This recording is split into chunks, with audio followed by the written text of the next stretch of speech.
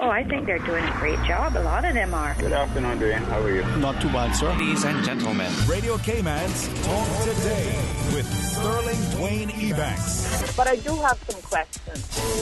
There are more questions than answers. Radio Cayman's Talk Today. If you're ready to talk, we're willing to listen. Well, I really enjoy this program today. Cayman Islands' foremost listeners participation program. May God bless every person.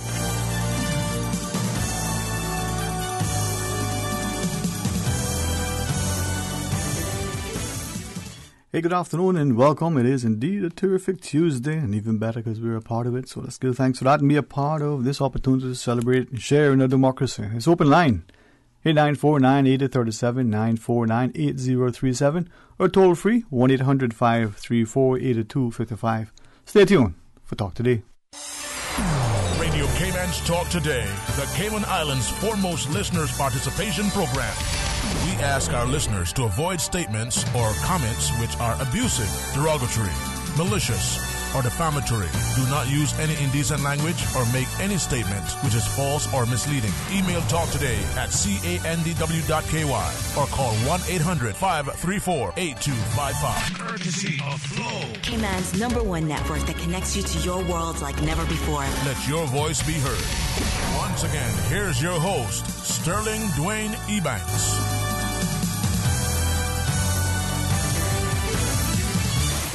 Hey, good afternoon. Welcome back. Thank you for sharing with us. 949-8037 or 1-800-534-8255.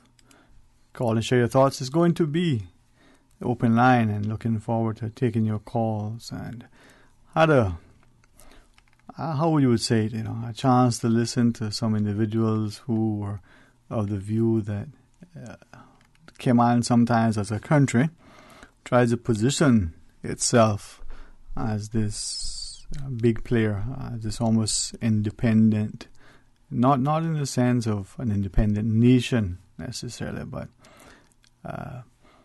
as this sort of autonomous body, politically included. And one fellow said that this is home. I mean, he certainly has no desire to leave or would want to,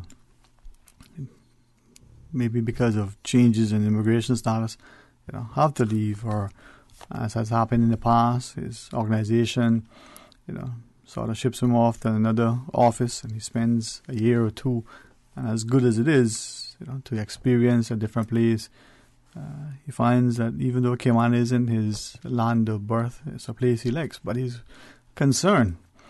So as we were listening, there was someone who shared a comment that it would almost appear, when he was first listening to what the fellow was sharing, that he thought he was going to take the conversation in another direction, where he would probably, decry all of the wrongs and the ills in our society.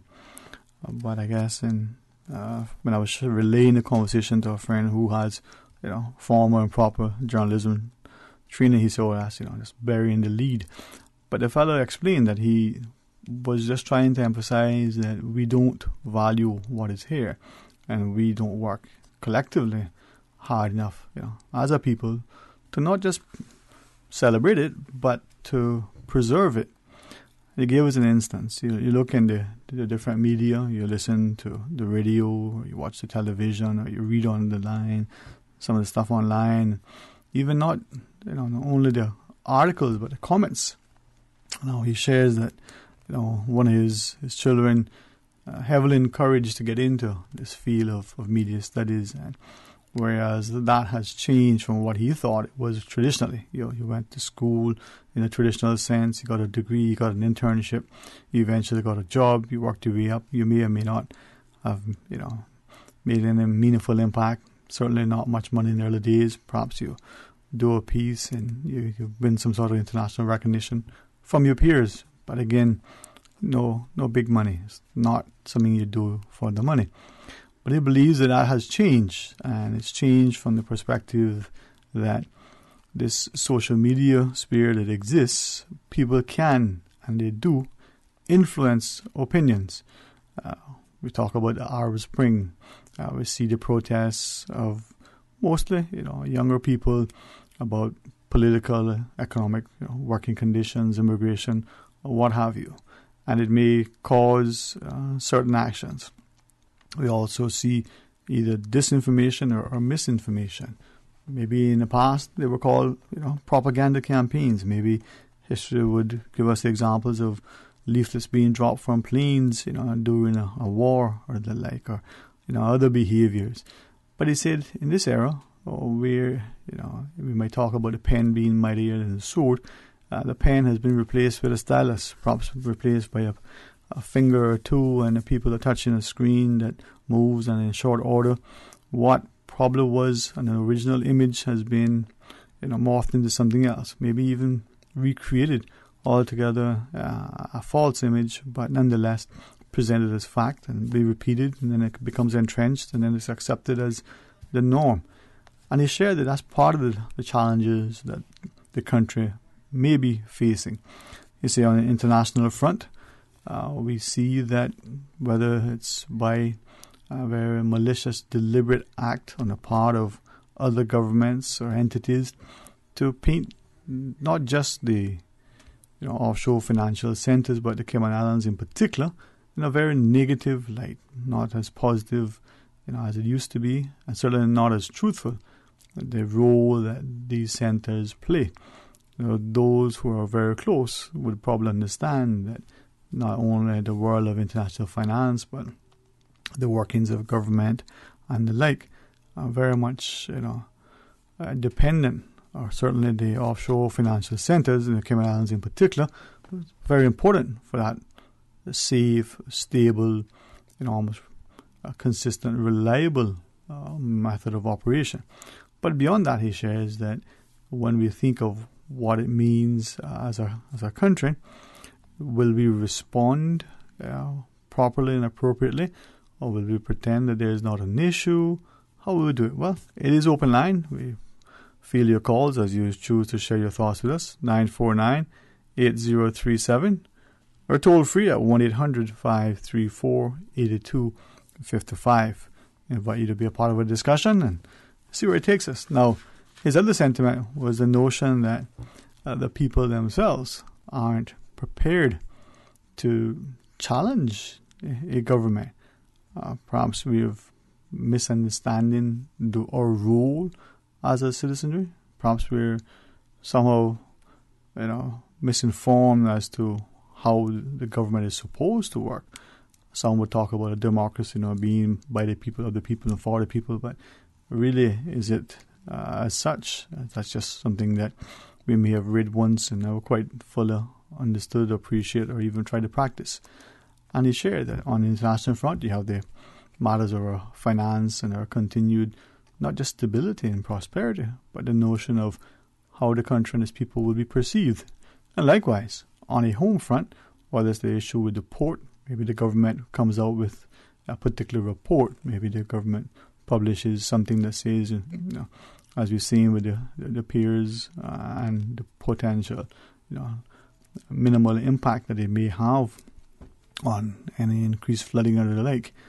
Or it could be something to do with something more perhaps directly related to people's health and well-being, whether it's prison and rehabilitation, whether it's education and the like. Are the people, as he shared, willing to not just question the government, but maybe take them to task? Or likewise, draw alongside and help to defend, without it being something that they expect in some reward, financial or otherwise. What is your view? 949-8037 or toll free at 1-800-534-8255. It is open line, and as he says, Jeff with the belly, what we call it now, Jeff with the job. Hoping that he would have been able to join us today. What's the reason why I reference him is that we need to be mindful that our students, when they're here between semesters, enjoying their break, there are a lot of things that they would like to do, so that when they go back, as one fellow used to share, sort of stocks up on his Caymanis, and then as he gets back up there, he can draw from that reserve. But there are things that they have to do. not just assignments, but getting things in order so that when they return, it's not like you can go next door and get this thing. For some, 5-6 hour difference, there are thousands of miles, there are all sorts of things that go into play. But share with us, 949-8837, 1-800-534-8255.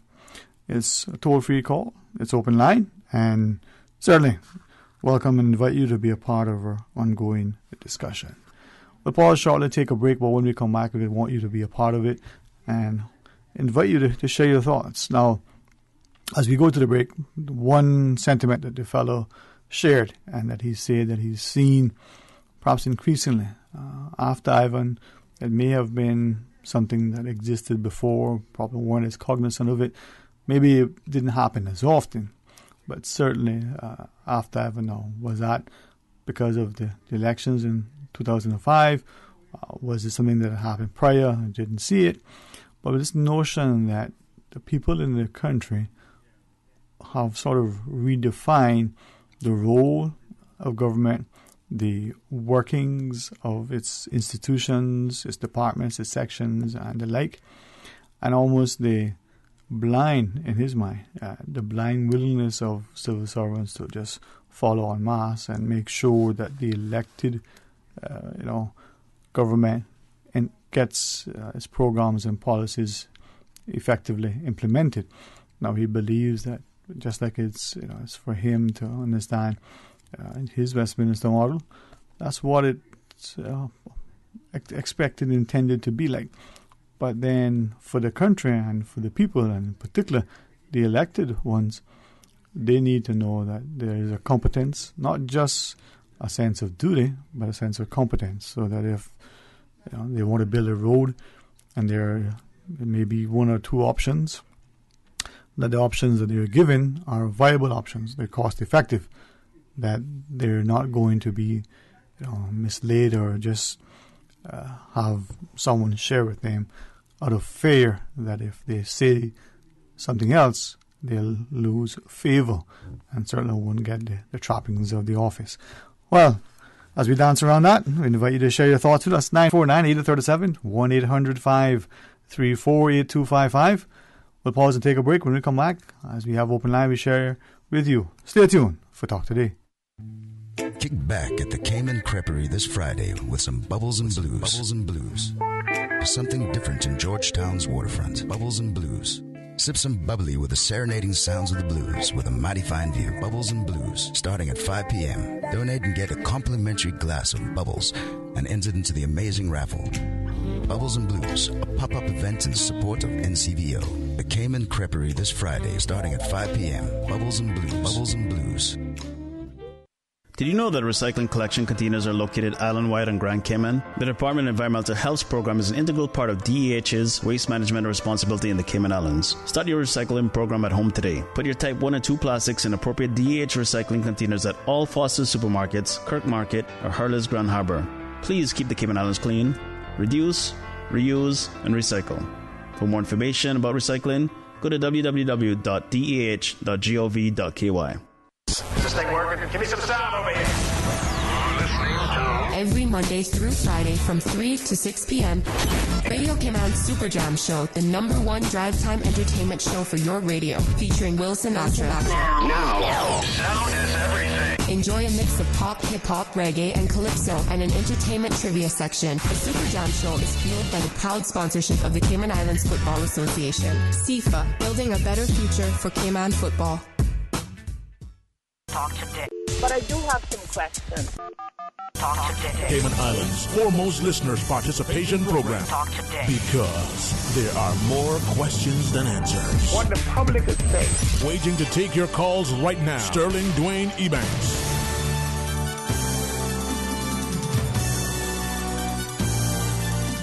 Hey, good afternoon. Welcome back to Talk Today. 949-8037 or 1-800-534-8255. Now, as we were chatting, I was, I wouldn't say necessarily challenged, but perhaps by some in our discussion earlier. So it was shared that if we're going to have a free and fair press, if we're going to ensure that there is enough fear within our society of speaking on the issues that affect the people, then we need to ensure that voice is extended. And the fellow in particular, whereas maybe in the early days you were talking about being egged on, his sentiments were that if we look at the media sometimes, on one hand, you'll see the things that seem to be, fanciful and flavorful. We'll be talking about the simple little things, entertainment and the like. And the more serious pressing matters, the things that need to be heavily investigated and championed, aren't always on the front page or in the headlines. And yet those are the things that people are whispering quietly, in their offices and, in their other social gatherings. He gave us, as an example, this old recent press release. Now, I thought it came out yesterday, how he spoke, and I did ask him about it. It seemed as if he may have been aware of it, perhaps, as I shared with him, this is where so many of us have access to certain things because of, the circles we run in. But he seemed to have been aware of it. And we refer to the press release the government issued talking about the study that is going to perhaps be undertaken shortly to look at the potential risk to the Georgetown area if the piers in the harbour are constructed. And his comments were simply that for us as a people to be given information, we need to make sure, one, that the information comes from reliable, credible sources, people who are competent and qualified to issue it. I gave us an example. If your physician says, this particular thing after looking at, the x-rays and the tests, then you want to know that that physician is certainly a specialist or qualified, has the experience and expertise in that area. He shared that, he's found many times his family physician will say, well, yes, I'm a doctor. I'm not a specialist in this area. This is what I can see, but it would be better for you because, my area of specialty isn't the brain or isn't the heart or, isn't something else. I know generally speaking. Well, likewise, if you're in law, you may have someone who generally understands a particular area of law, but doesn't practice in that, isn't a specialist in that area, and could give you some basic information. But if it's a criminal issue and your attorney is someone who does corporate restructuring almost all day and probably could do it in her sleep, you probably wouldn't necessarily want that person as a litigator if you were facing some criminal charges, even if they were fraudulent in nature. And likewise, he shares, are we ensuring that the people who are sharing this information with us, are they certainly qualified? Are they credible? Do they have the sufficient area of expertise and experience? And likewise, to do that, as a public, are we able to assess? Are we willing to assess and to comment and perhaps hold them to task? And he shares that that's part of the challenge, that the media isn't. Now, he took what he said, wasn't just a jab, but it was a strong red hook at Radio Cayman. And that his view was that it was always this thing that had an independence to its voice. It didn't always rock the boat, but it would. And he reminded me of an instance long before I was here of, as he alleges, where it appeared that there was some discussions. Now, he didn't get into it, but from how he spoke, it sounded like he had some intimate knowledge. It would appear that there was some thing that, there was higher-ups in the civil servants. He alluded and gave the impression that it might have been the elected arm of government as opposed to the appointed, either wanted or didn't want something to, come to the public. And the leadership within the civil service, the, entrenched civil servants, said, nope, this is factual, this is newsworthy, the public has a right to know. And so Radio Cayman was the vehicle at that time, perhaps I gather may have been the only sort of radio station, or maybe only one of a small number at the time, and it was aired. Now he says we have freedom of information legislation, we have all of these things, but yet perhaps we have less access to information, less opportunity or less willingness for the public. Now, is that a fair assessment? What do you think of what he shared?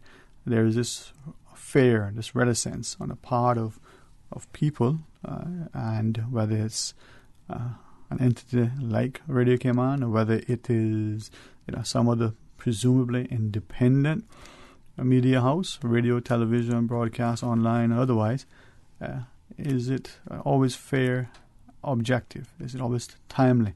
Do the people see it as not only being credible, but equally impartial? Your views, 949-8837, 1-800-534-8255, or toll free with the compliments of flow at 1-800-534-TALK. And you can WhatsApp 925-3261. Now, as I listened to what he was sharing, it wasn't necessarily easy sometimes to watch him, what I share with him, to almost see to go to pains to try to remain polite and non-confrontational. Another fellow said to him, these are the discussions that need to be recorded and need to evolve in a society where people can see the discussion for what it is without necessarily drawing an inference that this one is pro that or anti that. And he said, unfortunately, it isn't what happens here. People hear it, they see it, and they automatically conclude that what you said at that point in time, it means that you're hard and fast in that if it's championing a particular issue, then therefore you're, as he said, you're drinking the Kool-Aid.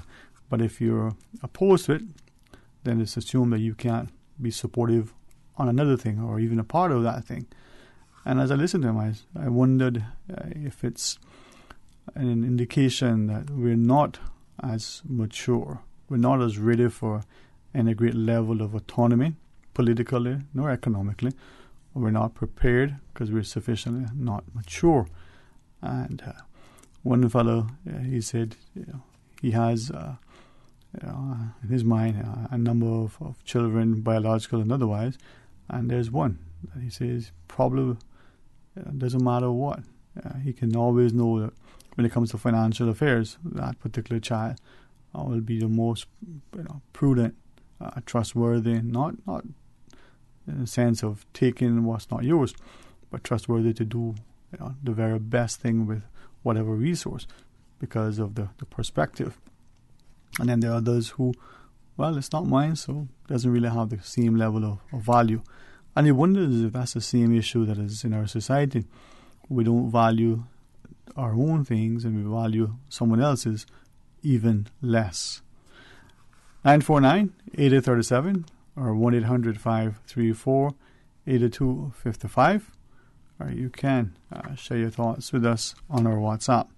If you so choose, you can WhatsApp 925-3261.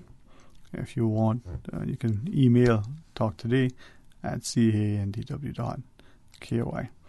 Now, as we're looking at what some of the sentiments you've shared, a few of you have asked the simple question. What we seem to be focusing, are only able to focus on one thing at a time, and yet there are so many other things happening. And one fellow shared, is this part of the design? Let's dangle this red herring over here to distract everybody while we very stealthily move in this area to achieve this thing. And when you're distracted, you can slip in and ensure that by the time it's noticed, people no longer are able to do anything about it because it's already too late. Now, if that's the case, as he has alleged, how do we pay attention? How do we make sure that we have sufficient hands on deck, eyes on watch, as it were? 8949-8837, 1-800-534-8255, or you can WhatsApp if you so choose, 925-3261. And if you're so inclined, well, by all means, send us an email. talktoday@candw.ky. KY. An email came through on another line early to us, and it had sent in it sort of a few documents that were attached, and some of them were documents that seemingly were a few decades old, and it talked about referencing the need for not just a national development plan, but as this email referenced, that probably had been discussed for 40 plus years, and in all of the revisions or iterations that we have enacted, the emailer shares the view that really very little has been done in relation to looking at the country from a perspective of, one, how its citizens move about the country, whether they walk, they ride their bike safely, whether there's a mass transit means to move people around. And the second comment that he shared is that in all of what he could see over the years, from the early 70s even on to the most recent revision to the development plan and the amendments to the planning law, he said all of it seems to be geared towards approving developments. And unfortunately, his allegation is that sometimes things get approved because of who is backing the application, but not necessarily the application itself having any great merit. And then there's likewise, he contends that things are either delayed or denied because of the people who are involved in the proposed development. And he shared as an example this idea that some people necessarily hold a view that they don't believe that a government should be able to dictate to them whether they should be allowed to develop their property in a particular way. Now, maybe when you look at the true meaning of private property, maybe that should be the case. But then he asks the question, if you're living in a residential area, should someone come in and create, he used the phrase, a pig or a cattle farm? As beneficial as it can be, or would it be seen as some sort of either public or private nuisance? The noxious smells and the like, could that create an issue for the neighborhood? But likewise, maybe it's not a farm of that nature. Maybe the person wants to create some sort of commercial activity. Maybe it's a solar farm. Maybe it's some sort of other farming that in and of itself won't create anything. Maybe the person is going to grow vegetables and herbs and the like. But what if it's a petrol station, as he calls it? Or, as he shared, development is in a particular area.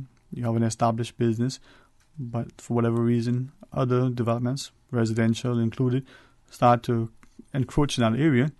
Is that thing that is there grandfathered or allowed to continue? Or is it that it's going to be displaced because now there are new uses in that space?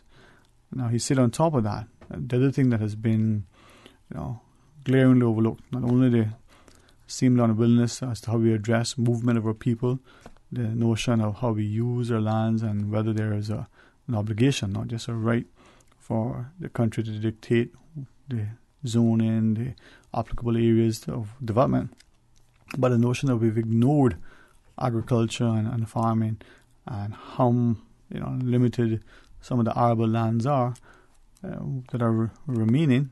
Are we going to develop them or bricks and mortar as opposed to preserving them to ensure that from a national security perspective we may be able to have spaces where we can grow some of the foods that we perhaps can rely on if there is not only an interruption of supply from the region or internationally, but equally perhaps to put less reliance, again, his contention of food security. Well, let me know what you think about those three sentiments. In particular, the whole issue of private ownership. Should people do what they would like to do with their properties, or should we be able to dictate, in here we'll have this kind of development and not this? And then secondly, this notion of movements on our roads and the need for some sort of public transport. We'll pause and take a quick little break here. 949-8037, 1-800-534-8255. Stay tuned for Talk Today. The only bad workout is the one that never happens. Make 2019 the year you commit to fitness. Let King Sports Center put you on the right track with their Get Fit 2019 sale from December 15th to January 15th. 2-for-1 Powerhouse Gym memberships for $600 or a single membership for $325. And call them to find out how you can take an additional $100 off this sale price. 946-5464 or visit kingsportscenter.com. King Sports Center, providing your fitness, recreation, and relaxation needs. Remember, fit is not a destination. It is a way of life.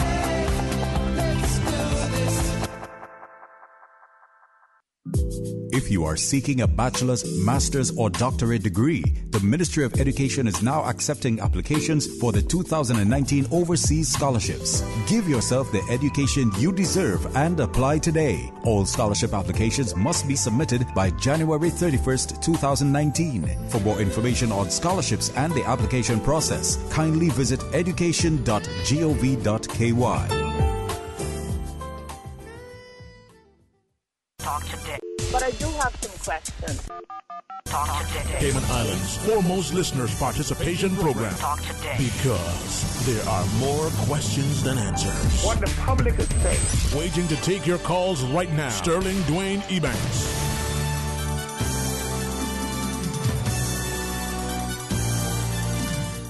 Hey, good afternoon. Welcome back to Talk Today. It's open line 949-8037, 1-800-534-8255.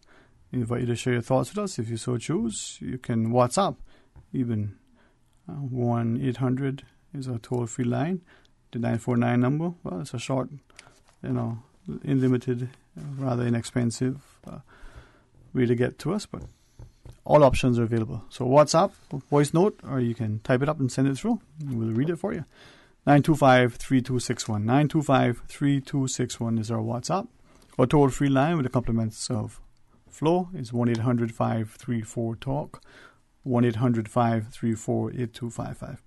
A quick message from someone during the break about public transport.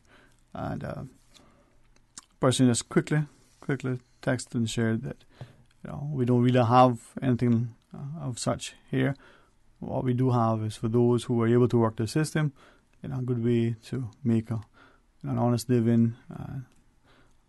But the person shared that it seems, so I look at what was quickly sent through, the person said it looks like it's not a system that, one, is valued and appreciated, not only from the perspective of, hopefully I read this correctly, not only from the perspective, and I'm trying to paraphrase here, some of my friends, they can type fast and text weak. I take a little longer to try to translate, but looks like they're saying from the perspective that we don't value how much work it takes. You think it's easy to sit in a vehicle 12 hours a day driving. That's not as easy as you make it to believe.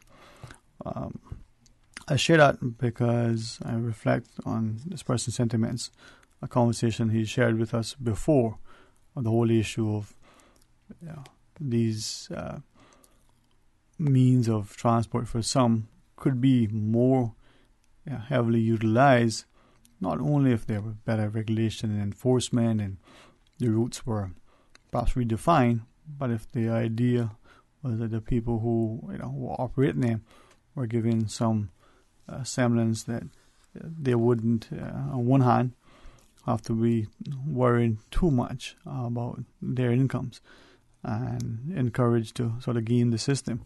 He had shared with me once that he had helped a friend, buy a bus on the understanding that getting a license would have been relatively easy.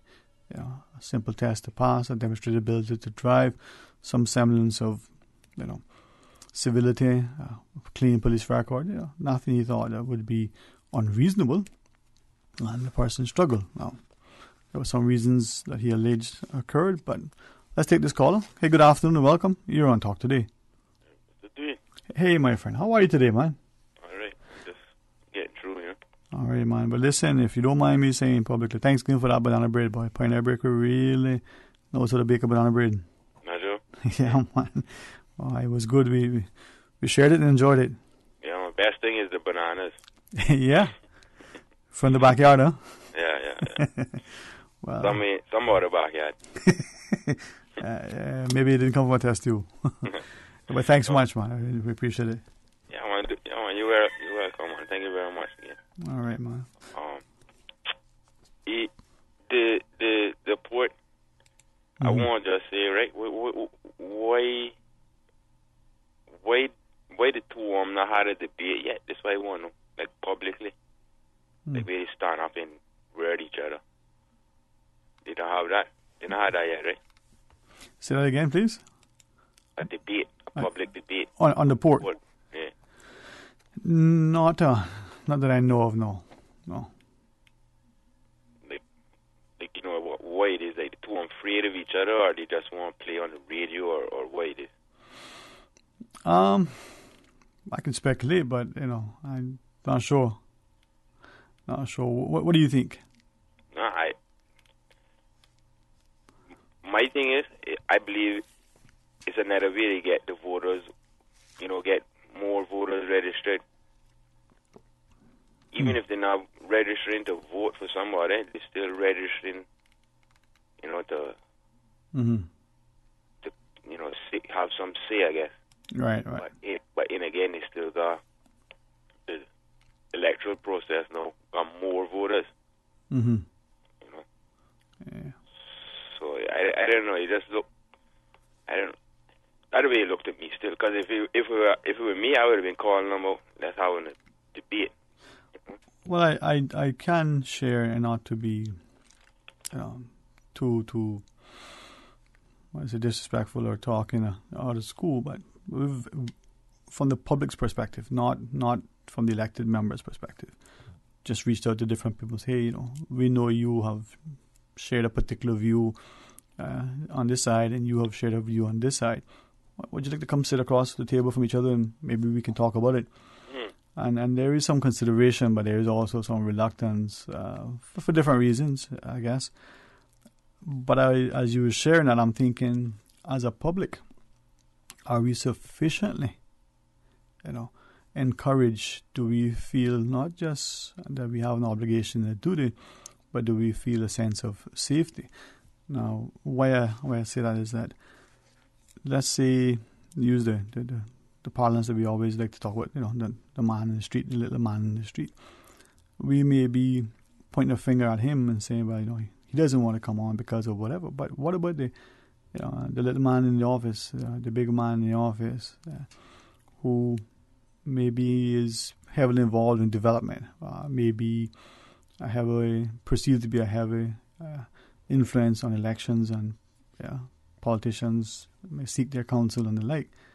You know, would that person be willing to sit publicly, whether here or there, and say, listen, you know, my take on the port, since that's the one we're talking about, is this. And if we were to hear people like that say something, would that tip it in favor of the port going forward, or would it cause people to say, you know what, probably a bad idea? I mean, Johnny said that, and Johnny is a person of integrity and carries some weight. But why isn't Johnny saying anything? Why they're not out there? You know, I can hear the ads going on from both of them, them little commercials. You know, some of them is kind of fear-mongering almost, and some of them, and the other one too. You know, I just wondering why they not. What the deal is? If you're not so contented or so, you know, feel good that I know is right, then put your words out there. The two want to stand up and let's hear what I got to say. Bring the argument to the table. You know what I mean? They're not doing that. If I could ask of you, though, and only because it was again asked of us this morning, right? And I don't know any great particulars. I could, if I wanted to, probably find out more, but I deliberately, consciously haven't. When was it? Probably just after I came back, and over Christmas, and again, even up to this morning, a number of people.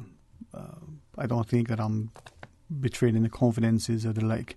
If I am, you know, let me know so that I don't do it, because it's not the intent.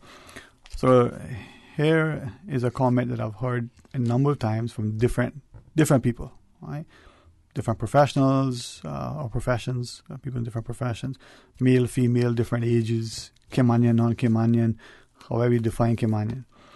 And the simplest is that if a government, like a company, has to embark on a marketing campaign to convince people of something, is that product, is that thing, worth, the effort. And one individual, as he put it this morning, maybe I remember it easier because it was the last thing that was shared. He said, if you're in a campaign because you want to get elected, then that's fine. But if you're already elected and you've got to try to convince people, the electorate, and like that, this is the way to go. And he used the port as an example. Is it really, any different from a company launching a new product and saying, this is the best shoe, this is the best tasting beverage, this is whatever that thing is? What do you think about that? Now, he said it a little bit. Well, sorry, that really confirms the purpose of certain parties. Mm-hmm. They're not government, government parties are, what you would say, thinking for the people. Mm-hmm. They is thinking for the corporation. Mm-hmm. Be it now that the parties have joined with each other, mm-hmm. that's like what it is. Digital inflow. Mm. Right. One company running the other company, right? You know that. That's why it's so expensive to call from one company to the next company. Mm-hmm. That's that. Same thing with these two parties. It's so bad for you to go and think wrong about the next party now because the two of them is together. So you got to go and do what's best for the company. And the best thing for the company is having this port. That's what they're thinking. Plus they got all those consultants fees that they had to pay before they even thought about bringing the port to bringing it out, really try and build it. That's what that says to me, is that you definitely describing a company. You're not describing a government for the people, because a government is definitely run for the people and by the people. Anything that the government decides to do has to benefit a majority, not a minority. Yeah. I mean, I said to the fellows, and I was grateful not only for the candid nature. I mean, there was, without a question, a great sense of professionalism, decorum, civility, all those things, but it doesn't take away from, what was shared, and equally what was being thought, in their minds, and maybe in other people's as well. One said, and I honestly, as I listened to you, I was trying to recall exactly how he said it, because it was just a comment. People are sitting and chatting, and someone said something, and his response. But it was like how I interpreted it and how I repeated it back to him was as if he's seen the civil service increasingly, in the last 20 years, become politicized. Now he referenced an issue. I don't know if I was in the civil service then or not, of seemingly, movements of civil servants because of maybe requests of politicians. He talked about Radio Cayman sometimes not looking as independent and as objective. And I thought, that's not really good to hear. I don't necessarily agree with it, But is it that the picture has changed, and that the expectation now that, like we see in some countries, in some jurisdictions, that the civil service is supposed to be that extension of the elected political arm and not the independent body that serves, to be the technicians, to make sure the elected guys get, what they want done as effectively and efficiently, but also to provide continuity. What do you think, man? I'm thinking, how would you even stop that? Interesting. Because the government got the power to shut down your media. How so? If you don't comply. How so? I mean, how so? All right. You want to you want to continue this? We got the news. No problem. I want to figure out how you would start. Yeah. Well, Miss Susan said we got a couple of seconds. I'll watch her and she'll tell us when we're ready to go for the break. Not quite yet, she says. Yeah, she's in charge, you know. If you think that it's me, well, I appreciate you giving me the compliment. So while she tells us we're not ready yet, let's talk. So the government, you believe, has the ability to shut it down. How? I mean, you might be right, you know. I'm just thinking that's probably the perception many have. Is it because they control the purse strings and can vote in the finance committee to say, well, no funding for this area, whatever this area is? Is that part of the thing? Most definitely. Or they could have other kind of means. They could have something over the hopes. They could have something over the, you know. So, Miss Susan, they could tell her when to run that break. They could call her and tell her to. Okay. Now, what about again, just generally speaking, you know, if anybody's sitting in the seat feel a little bit twitchy, well, you know, not intended to prick them at all, but let each be persuaded according to his own conscience. So let's say then that in this era where we talk about privatization, and there have been many calls, not just from the Chamber of Commerce, but from many over probably 30 years, if not more, we should get rid of garbage, we should get rid of Radio Cayman, we should get rid of Cayman Airways, we should privatize probably the post office, so many things. That potentially could be an avenue, a threat that will privatize this area, Radio Cayman included.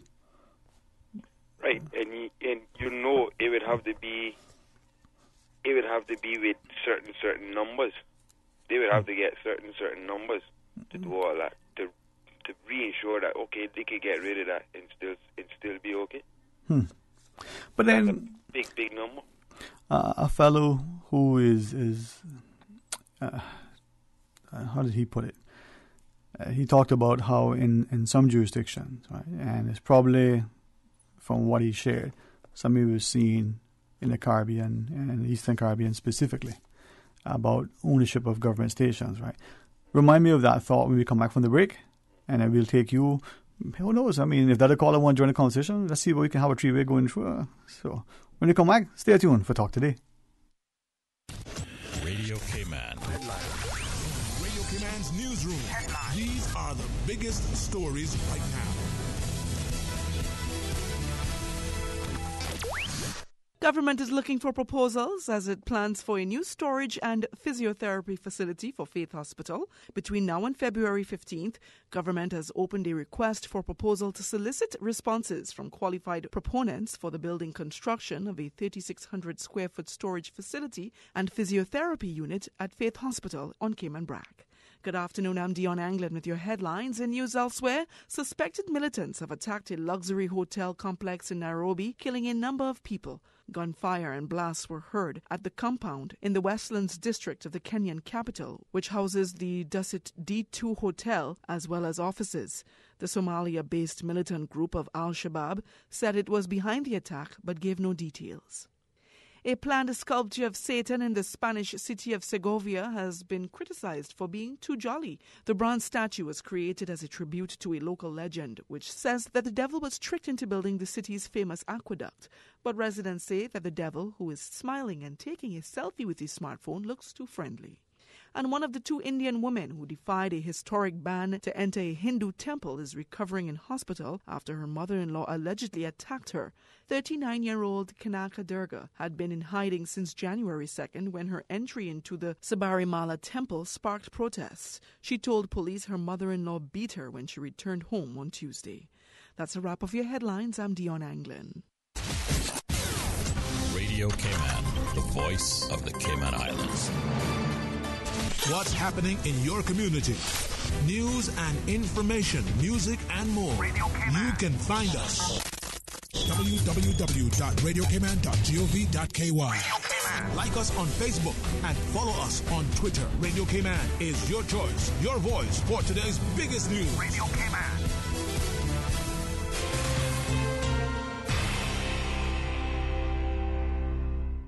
On Thursday at 12:15 p.m. on Radio Cayman, Health Service Station will bring you the next CI Retro Talk Today special Cayman Islands Cultural and Heritage Program presentation, which focuses on Celebrate Cayman, this year's Heroes Day theme. Health Service Station, Hell Road in West Bay, family owned and operated for over 45 years. Now that calls for a celebration. Health Service Station, where you're more than a customer, you're part of the family. Visit Health Service Station for all of your car care products. A caring and community spirit, cherished family and cultural values. These are some of the things that still embodies the Caymanian way of life in the Eastern Districts today. Savannah Pharmacy, your neighborhood pharmacy, located in Countryside Shopping Village, is delighted to offer products and services of real value. Whether it's catering to your family's medical needs or carrying apparel, gifts, and beauty products, Savannah Pharmacy provides you with more than just prescriptions. Remember, they're always just around the corner with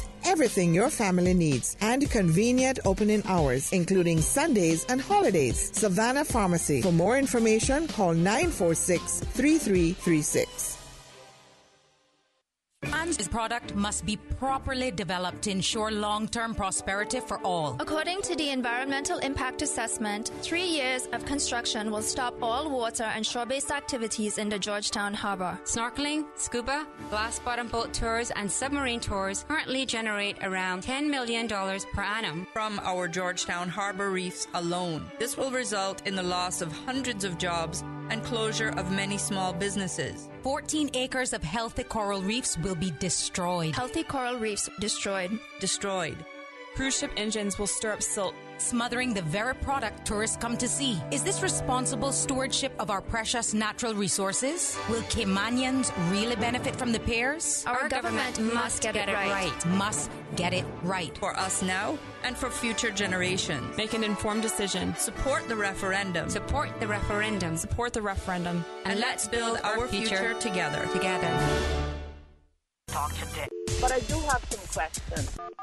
Talk today. Cayman Islands' foremost listeners' participation program. Talk today. Because there are more questions than answers. What the public is saying.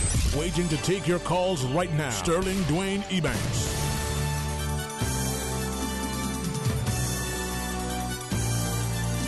Hey, good afternoon. Welcome back to Talk Today. A couple of callers in line. A gentleman who was gracious to stay on for us a bit.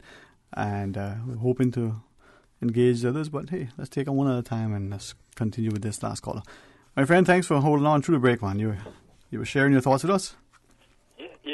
We were trying to figure out something, right? Yeah, I always believe in trying to be a part of the solution and not only always a part of the problem, right? That's it. So, how do we figure this out? Share with us. And I will respectfully ask that caller just to join us in a second, but let us see what we can get. What were you saying? What were you sharing? The way of the government controlling the media. Mm-hmm. So, what I was thinking. What is it? No, go ahead. What I was thinking, maybe we cut our salary. For the elected people, you mean? Yeah. Okay. Less, because the more money they got, the more power they got to influence people, you understand? Okay. So, cut that salary down to like $500 a month. That sounds rough, but don't worry. Yeah, man. Well, sometimes, what they say, often quote Rothschild, you show me the man that controls the person, I'll tell you the man that calls the shots, paraphrasing him, words to that effect. Anything else you want to share with us? No, that's it. That's it, man. Well, I would like to pick you. Thanks very much, man, and I'll pick up on what you shared in a second. Let's pick up the next caller. Good afternoon, you're on Talk Today. Hello. Hello, sir. Yeah, good afternoon, Sterling. How you doing? Very well. Good afternoon to you, man. All the best of the new year. Yeah, same to you. Thank you. Yeah, I was listening to the news yesterday, right? Mm-hmm. And with this port thing now and the recent nor'wester what we had, I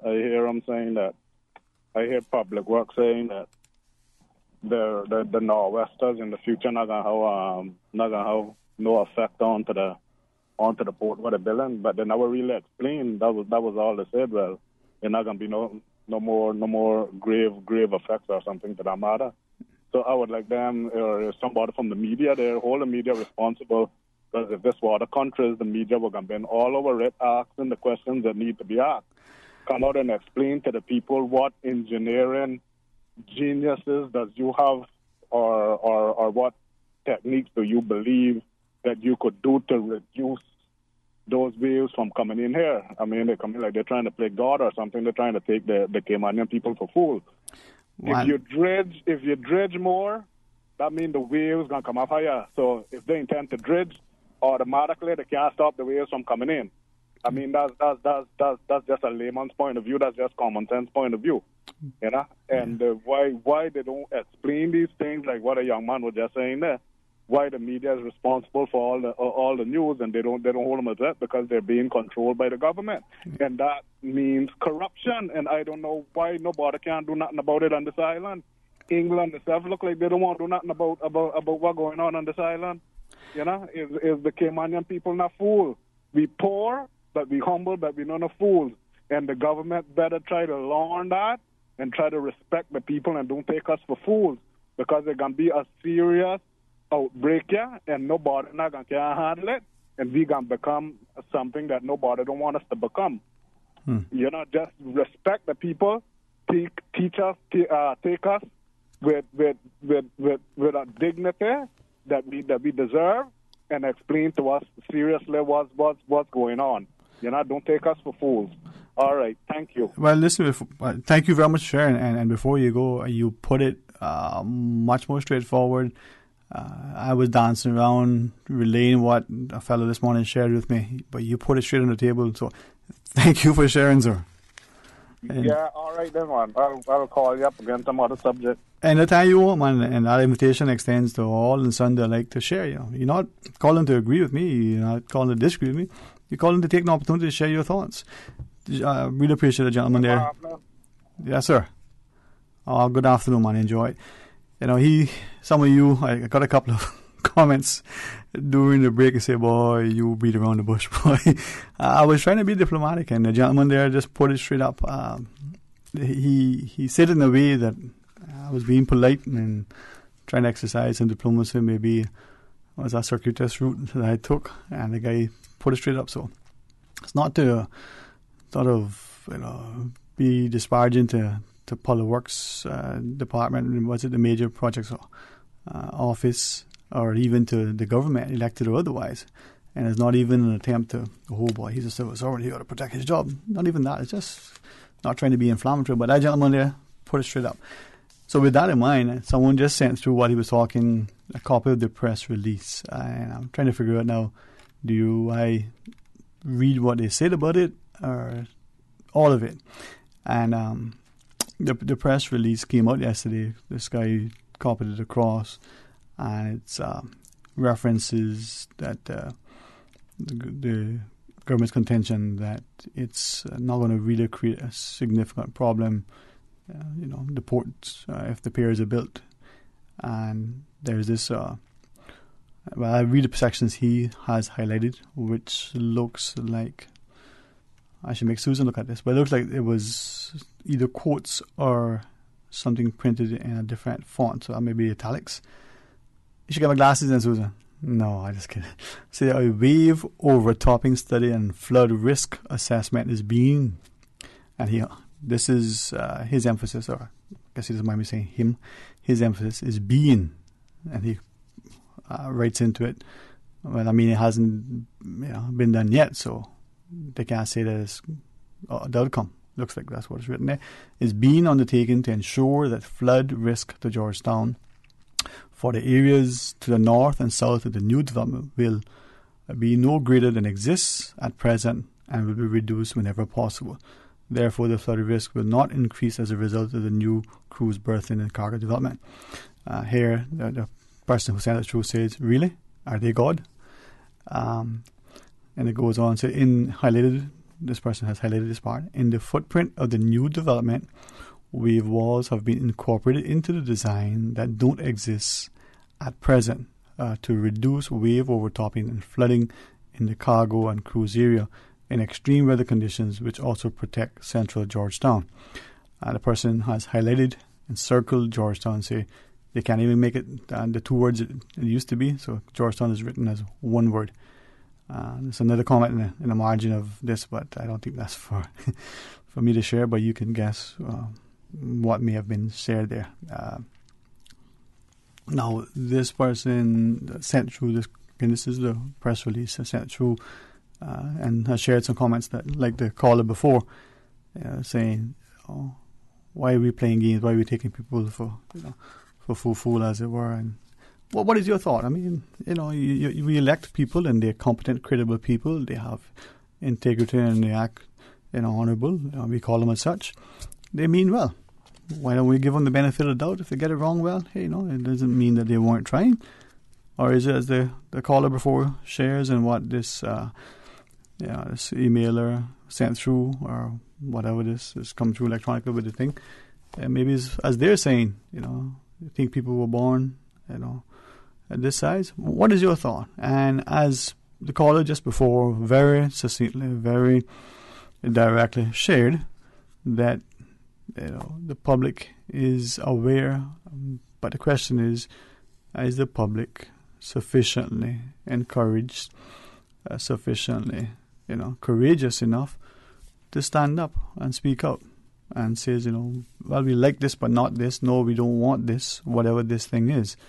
Now, for some, it's the environmental or the potential environmental impact of projects. For some, it's the economics behind it. They don't want to be saddled with a significant cost. For others, it's, well, you're not doing the right thing, or you're not doing it at the right time, or you're doing the right, the wrong thing at the wrong time. But if we're not sharing, how do we know? Do we leave our children alone always to find their way? Sometimes you give them a little scope so that hopefully they stay within the parameters you set them. You allow them to play in the backyard, but you may say to them, well, we're going to be doing some stuff in the front yard, so don't come out with a let me know, because the bulldozer is out there clearing up, as we pour the driveway. Or do you lead a child, to run freely and pray that nothing happens? I mean, what is it that you do? Some may place the child inside altogether and say, put you right there, make sure you're absolutely safe. You can look out through the window, but that's about it. And you make sure the window can't be opened at all. What is the style and approach that we're going to take? You can't ring the bell. I've tried many times to, fill up a hole that we would dig in to plant a tree, and as much as we tried to get all of the, stuff that we put back in the hole that we took out, it doesn't always seem to be the same. Now, what do you think? 949-8037, 1-800-534-8255, or 1-800-534-8255. Susan says she'll pay for that call today. It's a toll-free line. I know she makes some big bucks, man. She's the highest paid member of the government. She gets lots of dollars. I'll let her spend some of that, put money back in the economy. 949-8037, 1-800-534-8255. And had a quick little chuckle with Miss Susan just then with respect to some of the things that happen. And I think part of the problem is that so many of us don't always value and recognize the importance. And as the caller was just sharing, when he said that the media isn't all over this, other parts of the world they would be. The fellow this morning who, like I said, it felt like a little job. I really came on. It wasn't his intent. He was saying, but you guys are seen more and more as like the mouthpiece of the government. So prior to the break with the caller last, he was saying that in some jurisdictions, and in particular the Eastern Caribbean, government radios are the mouthpiece and the propaganda machinery of the elected government of the day. And he believes that is where it's perceived the radio command is going, and it's not something that is expected nor wanted. He alleged that you can already see within other parts. You watch television, depending on where you get the programming. There's no question that this particular news channel gives you a perspective that's contrary to the other one. Neither is probably correct. In Cayman, it's alleged that sometimes the print media may take a particular slant and seem to be favoring certain things and perhaps not so much other things. His mind, the credibility and the desire to preserve something like Radio Cayman is that it's not just an institution, but its independence, its competence, its reliability, its credibility has always been preserved. He says that, like many of us, despite whatever we may talk about the colonialism that existed and all the other things, we always believed that the BBC had the perception, at the very least, that it was very independent and that it was always professional, and that the thing that it published, it was always done from a strong sense of excellence and a willingness to ensure that it was accurate. Now, if that was ever questioned, not only would it be a question against the BBC, it would eventually perhaps decry the independence of journalism. Now, he shared that when he looks at his own children, and one in particular, that semblance of wanting to be a journalist. Now, that may take the role, as I shared earlier. She may be someone who gets into a more modern approach to what journalism is, as opposed to that traditional mindset that he had. You do the schooling, you get the internships, and then you get there. It may be more of an online sort of social media, video-based, new technology perspective. Now, in the Cayman context, do we have that level of credibility? Are we ensuring that we're preserving that integrity? And if you pick up, whether it's a print publication, a newspaper, a magazine, and the like, and you read something, and you can obviously see that there's a bias, that it's inaccurate, how often will you return to that source to be informed accurately and objectively? Maybe it's not print, maybe it's some sort of a visual television channel or the like, or maybe it's radio. Again, he shares, we are at risk of losing those things, and it is unfortunate that the populace isn't prepared to champion the need for that level of integrity and credibility. Now, maybe it isn't that important because we can get our news elsewhere. We have brought the gossip and the Mile Road to a new level. We can share it through our social media and the way we communicate. Or we can find people who have online publications of sort where, if we know where to look, we can get the latest gossip. Not just that it's filled with inaccuracies and innuendo, but there's actually a lot of truth there. Perhaps much more than you would find in the sanitized version, as he puts it. But is that important? And are we, as a result, at a disadvantage because we're not ensuring that the wider sort of publicized and published accepted forms of media is accessible and timely to the populace? Your views, 949-8037, 1-800-534-8255, or you can WhatsApp 925-3261.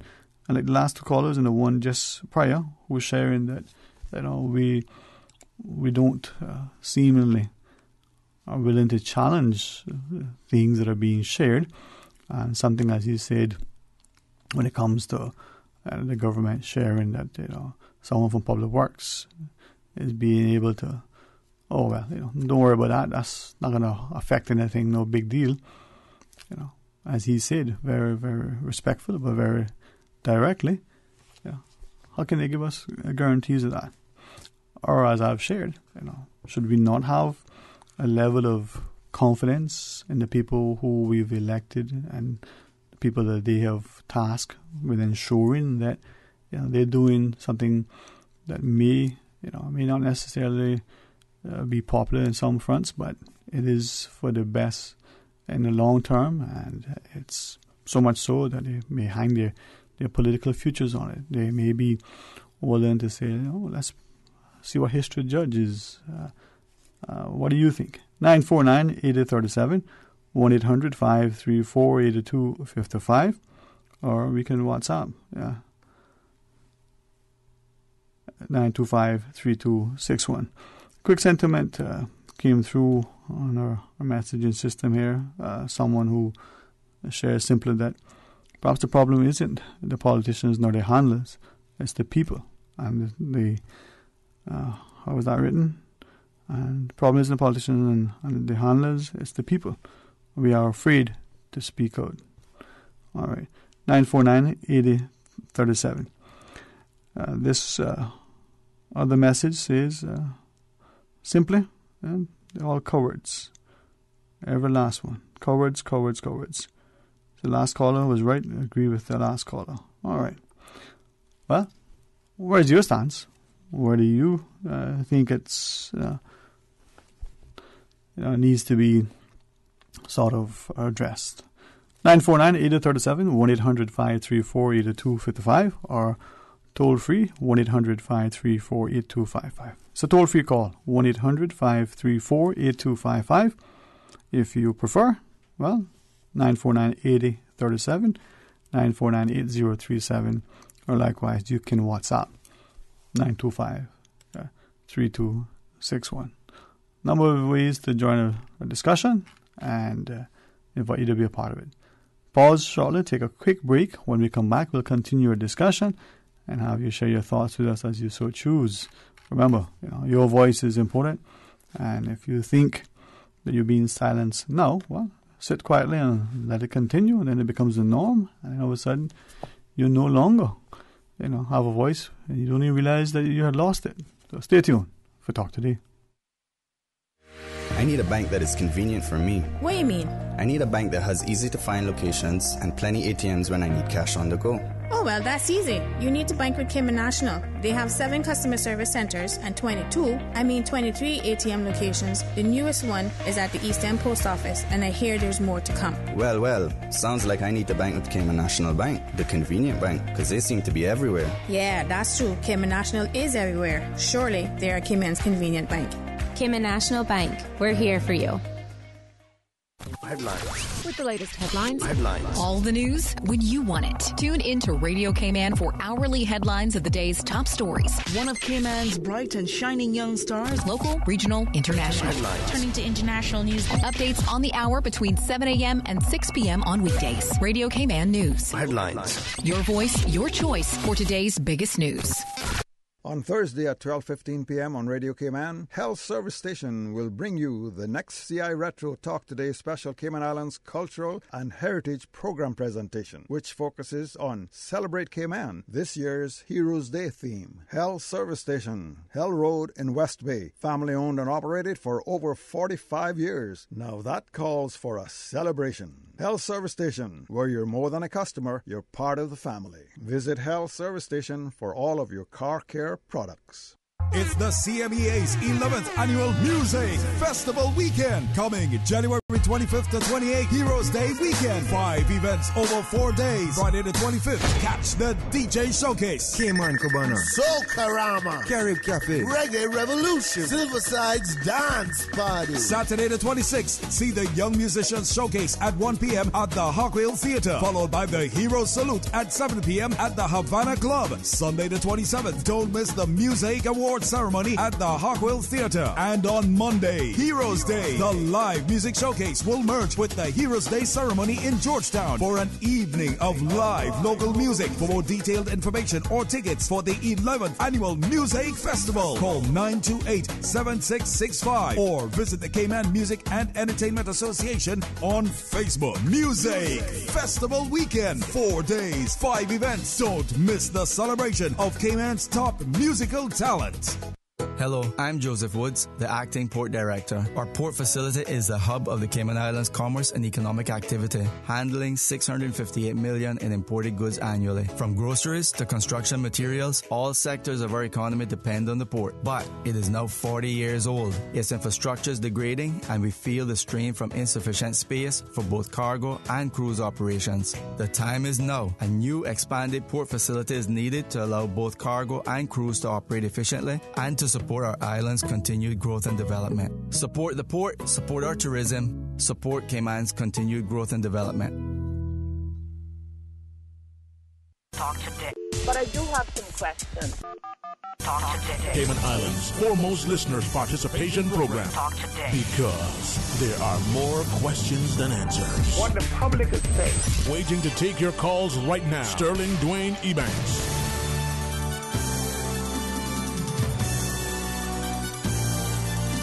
Hey, good afternoon and welcome back to Talk Today. 949-8037, 1-800-534-8255.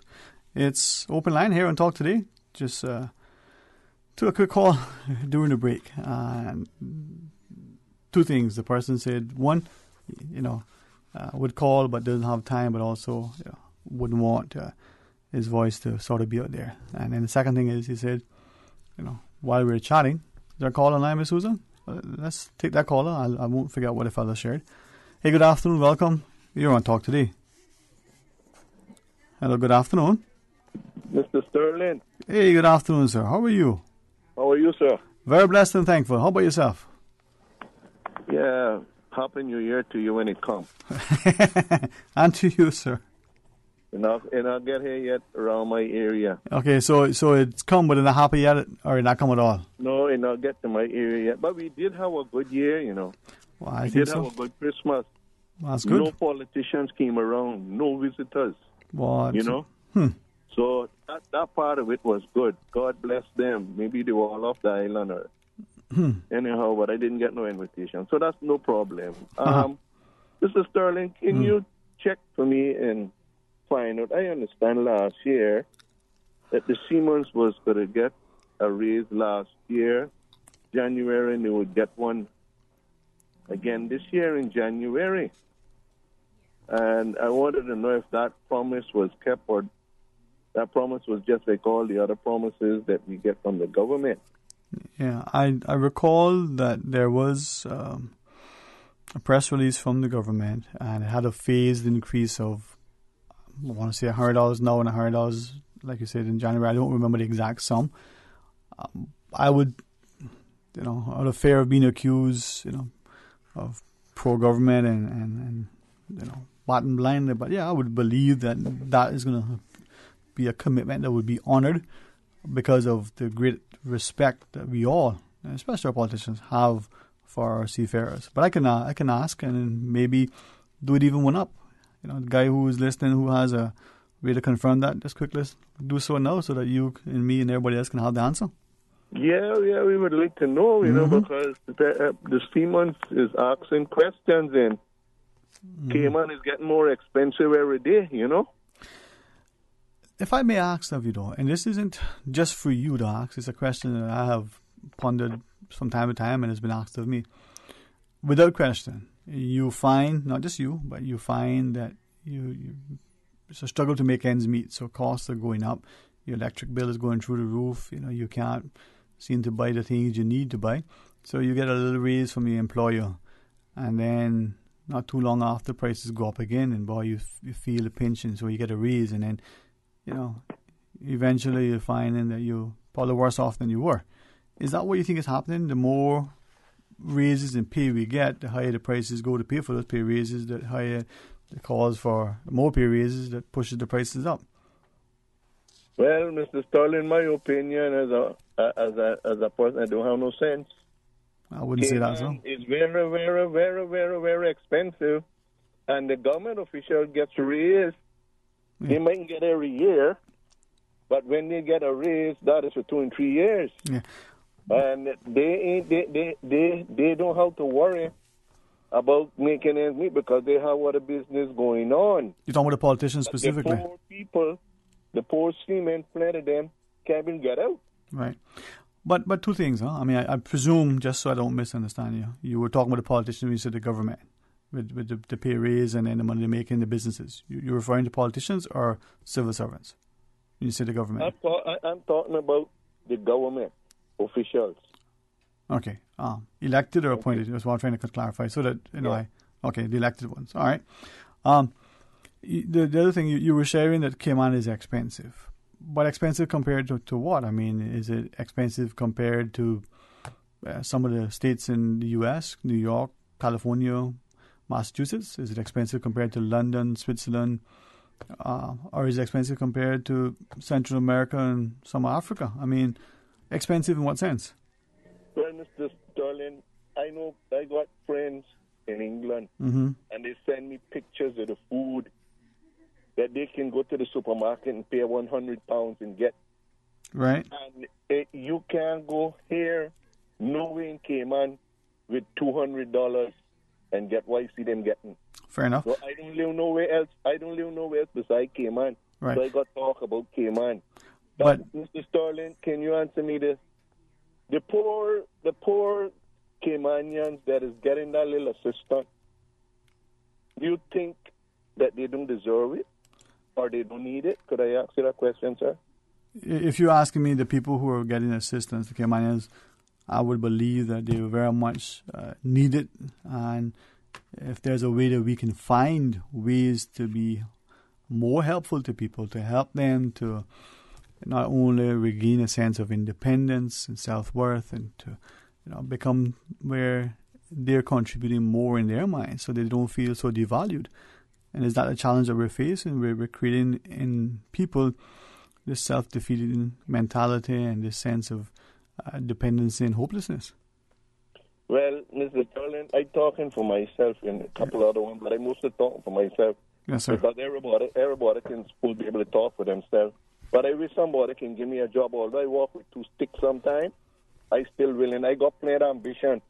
I'm one Caymanian that gets up, that I doing work 3:30 and 4 o'clock every morning. I'm up around my place. And I work all my life in most of the buildings that you see in Cayman, in Georgetown and West Bay Road. My hands were involved in that with mixing cement or doing carpenter work. So I'm not afraid to say that. Right. But I'm just saying, But this is, and thank you for sharing that, because it isn't that you're talking about trying to promote yourself. You're talking about the strong work ethic that it has been very much a part of who we are. I share that to ask the question again. When we allow people, and when we ourselves, all right, those of us who are called Caymanian or call ourselves Caymanian, we allow it to be repeated that there's a laziness and a declining work ethic. That may be true, but it isn't indicative of all of us. And then secondly, when we talk about how expensive it is, are we looking at it? The notion that people, you use the example in the UK and England, can go and for £100 or £200 or whatever it is, buy a lot of stuff. Not questioning that's maybe able that they can buy more there for that amount than we can here. But when they look at the salaries that are being made and the taxes that are being paid, is there an offset? Why that they're able to, for the £100 or £200, be able to buy those things? You follow what I'm sharing with you? Yeah, Mr. Sterling, I hear you, but like I say, I live in Cayman, so I got to talk about Cayman. Likewise. And I'm not going nowhere else to live. I got one spot, and nobody can take that from me, and that's down Bix's. Nobody can take that from me. But that shows you wisdom, right? Spot. And it's right underneath the jasmine tree, Wow, you see that, man? The jasmine tree where my mother and my father and my grandmother and my grandfather lay. And I got one spot enough for me. Nobody can get that. Yeah, but I'm not going nowhere else. But you recognize, right, that even in that, we're seeing, many of us don't even have that, and there isn't any sort of great vision or push to ensure that we have sufficient burial spaces. Is there any great urgency to provide more? And it's a question that we shouldn't only ask of the appointed or elected government. Is, again, as a society, what are we doing about having sufficient spaces to bury those of us at some point going to probably pass on? Mr. Sterling, that's one thing we don't have to worry about. We don't worry about that, huh? That's one thing we don't have to worry about. Well, maybe we'll be like Enoch. But what I'm saying, Mr. Sterling, is that politicians need to then try help us to get jobs. But let me ask you, right?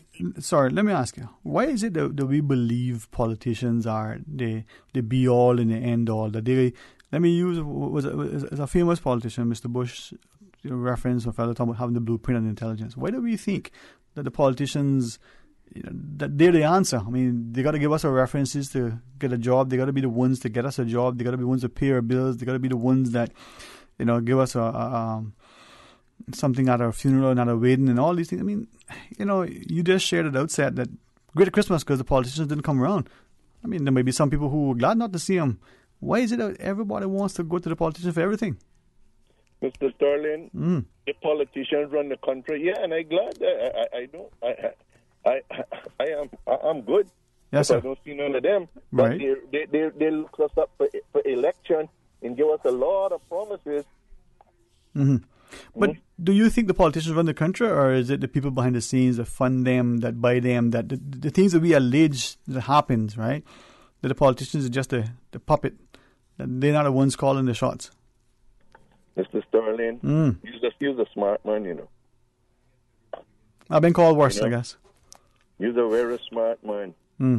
You live in Cayman too, I believe. Well, if they call West Bay Cayman, yeah. But you know what you do for me? One day that you coming home or going home to West Bay, I want you to observe all the cars that you see with the people that call themselves Caymanians, that came here and made themselves Caymanian, and look on their faces. And then when you get down further into your district, that you see your real people, you look at their faces and look at the difference on their faces. People that come here, they call it what? Paradise. Everyone come and call it paradise. Yeah? And what can Caymanian people call it paradise? No. But why not? Why not? Why not? Why not, Mr. Sterling? Yeah. I went to school half a day, you know. And probably not on Fridays either, right? Mr. Sterling, they live in much better than us. They live in better than us. They get opportunities that we don't get. But why? Our own government officials give them more. The government officials give them more opportunities than they give Caymanians. But why? And that's a proven fact. Why? One, they can get them to work cheaper. That's one. Okay. And then it downfall us that all Caymanians are lazy. Okay, so let me, and now just so you understand, right? I didn't like when you said that you're not smart. How you put it? I really think that you have great wisdom and something that our people do. We cry ourselves down, man. We don't need to blow our own horns like some of us, but a man like you just said, almost all the buildings in town, your hands touched by mixing the cement. That's a strong, significant contribution to our society, right? So, I thank you for sharing your time with us. But let me ask, sir, when we look at this seemingly allowance in our society that we would pay people from other places a penny halfpenny as opposed to the pound and shilling that we should, why are we allowing that? Why are we allowing the seemingly, I don't want to say the abuse, the taking advantage of others? I mean, why? Mr. Sterling, yes, I would like to sit down and talk to you good, because you know all of this stuff that I'm telling you, Well, you know all of this. The Caymanian people that are calling themselves Caymanian now is different from the real Caymanians that I know, that were hardworking and honest people. We got all kind of people in there. I don't hate nobody, but the part with that, charity begin at home. And if you can't look out for your own, because it seems like anybody can come here and tell you that they were the king of Sheba, and we'll pick them up right now and put them on a pedestal and believe everything they say. But an old Caymanian come along, full of experience and down to earth, they throw them one side. That's simple. That's international, all over Cayman. Mr. Sterling, do you think that me or you can go some other country and get benefits like they're getting here when they come here? Whether that's the case or not, the question that has to be a constant ask, and one that we should address, is why is it that as a people we're not, one, supporting and promoting our own, and two, ensuring that we're holding ourselves and each other accountable?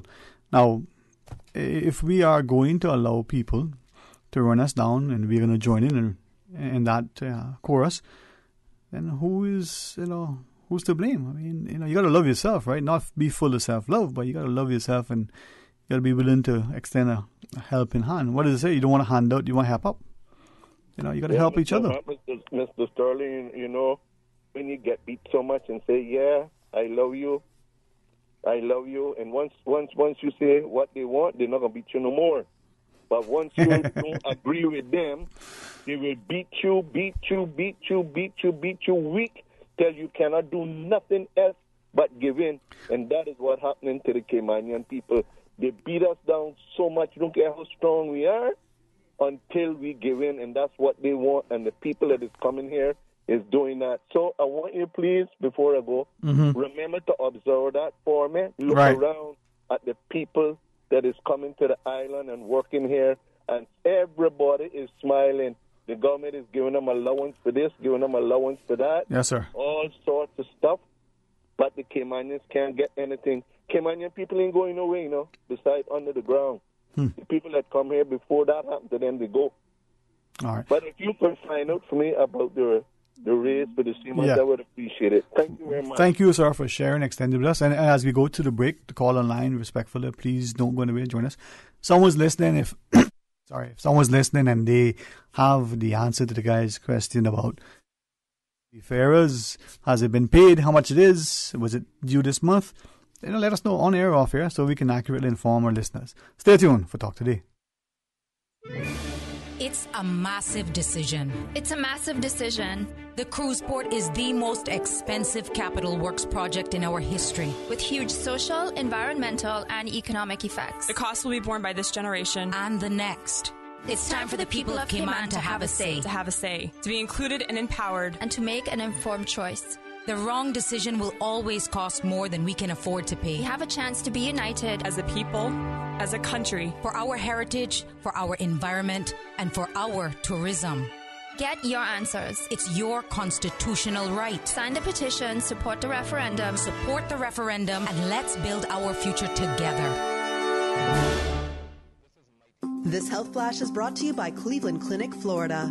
Over 65 million people around the world have moderate or severe COPD, a family of diseases that includes emphysema and chronic bronchitis. Cleveland Clinic, Florida offers a wide range of management and treatment options for COPD, including programs focused on education, medication, smoking cessation, and pulmonary rehabilitation. A team of experts is ready to review your symptoms and test results to develop a comprehensive treatment plan. For more information, visit clevelandclinicflorida.org. Stay tuned. Don't forget to tune in Monday through Friday for Radio Cayman's local evening sports report during the 6 p.m. news hour. Taking a look at Radio Cayman's local sports, I'm Dion Anglin. It is proudly brought to you by King Sports Center, providing your fitness, recreation, and relaxation needs. Eats Cafe Limited. They do it right with 3 restaurants and a diverse choice of tasty dishes. There's Eats Cafe, Yossi Sushi, and Legends Classic Grill. There's always something for everyone. Eats Cafe Limited, 30 years in Cayman, bringing you Radio Cayman CI Retro, Talk Today's special Cayman Islands historical and cultural program series. All the NFL playoffs are right here on big screen television for your enjoyment. Having a party at the beach or a team building exercise at the park? Reserving your cabana is easy with the Public Works Department online booking system. Create your account and use the online calendar to pick your desired date and facility. You can even pick the cabana you want to use. Look for your confirmation email, print it off, and bring it with you as proof of reservation. Enjoying our natural environment has never been so easy. Visit www.eservices.gov.ky to book your cabana today. Talk today. But I do have some questions. Talk today. Cayman Islands' foremost listeners participation program. Talk today. Because there are more questions than answers. What the public is saying. Waiting to take your calls right now. Sterling Dwayne Ebanks.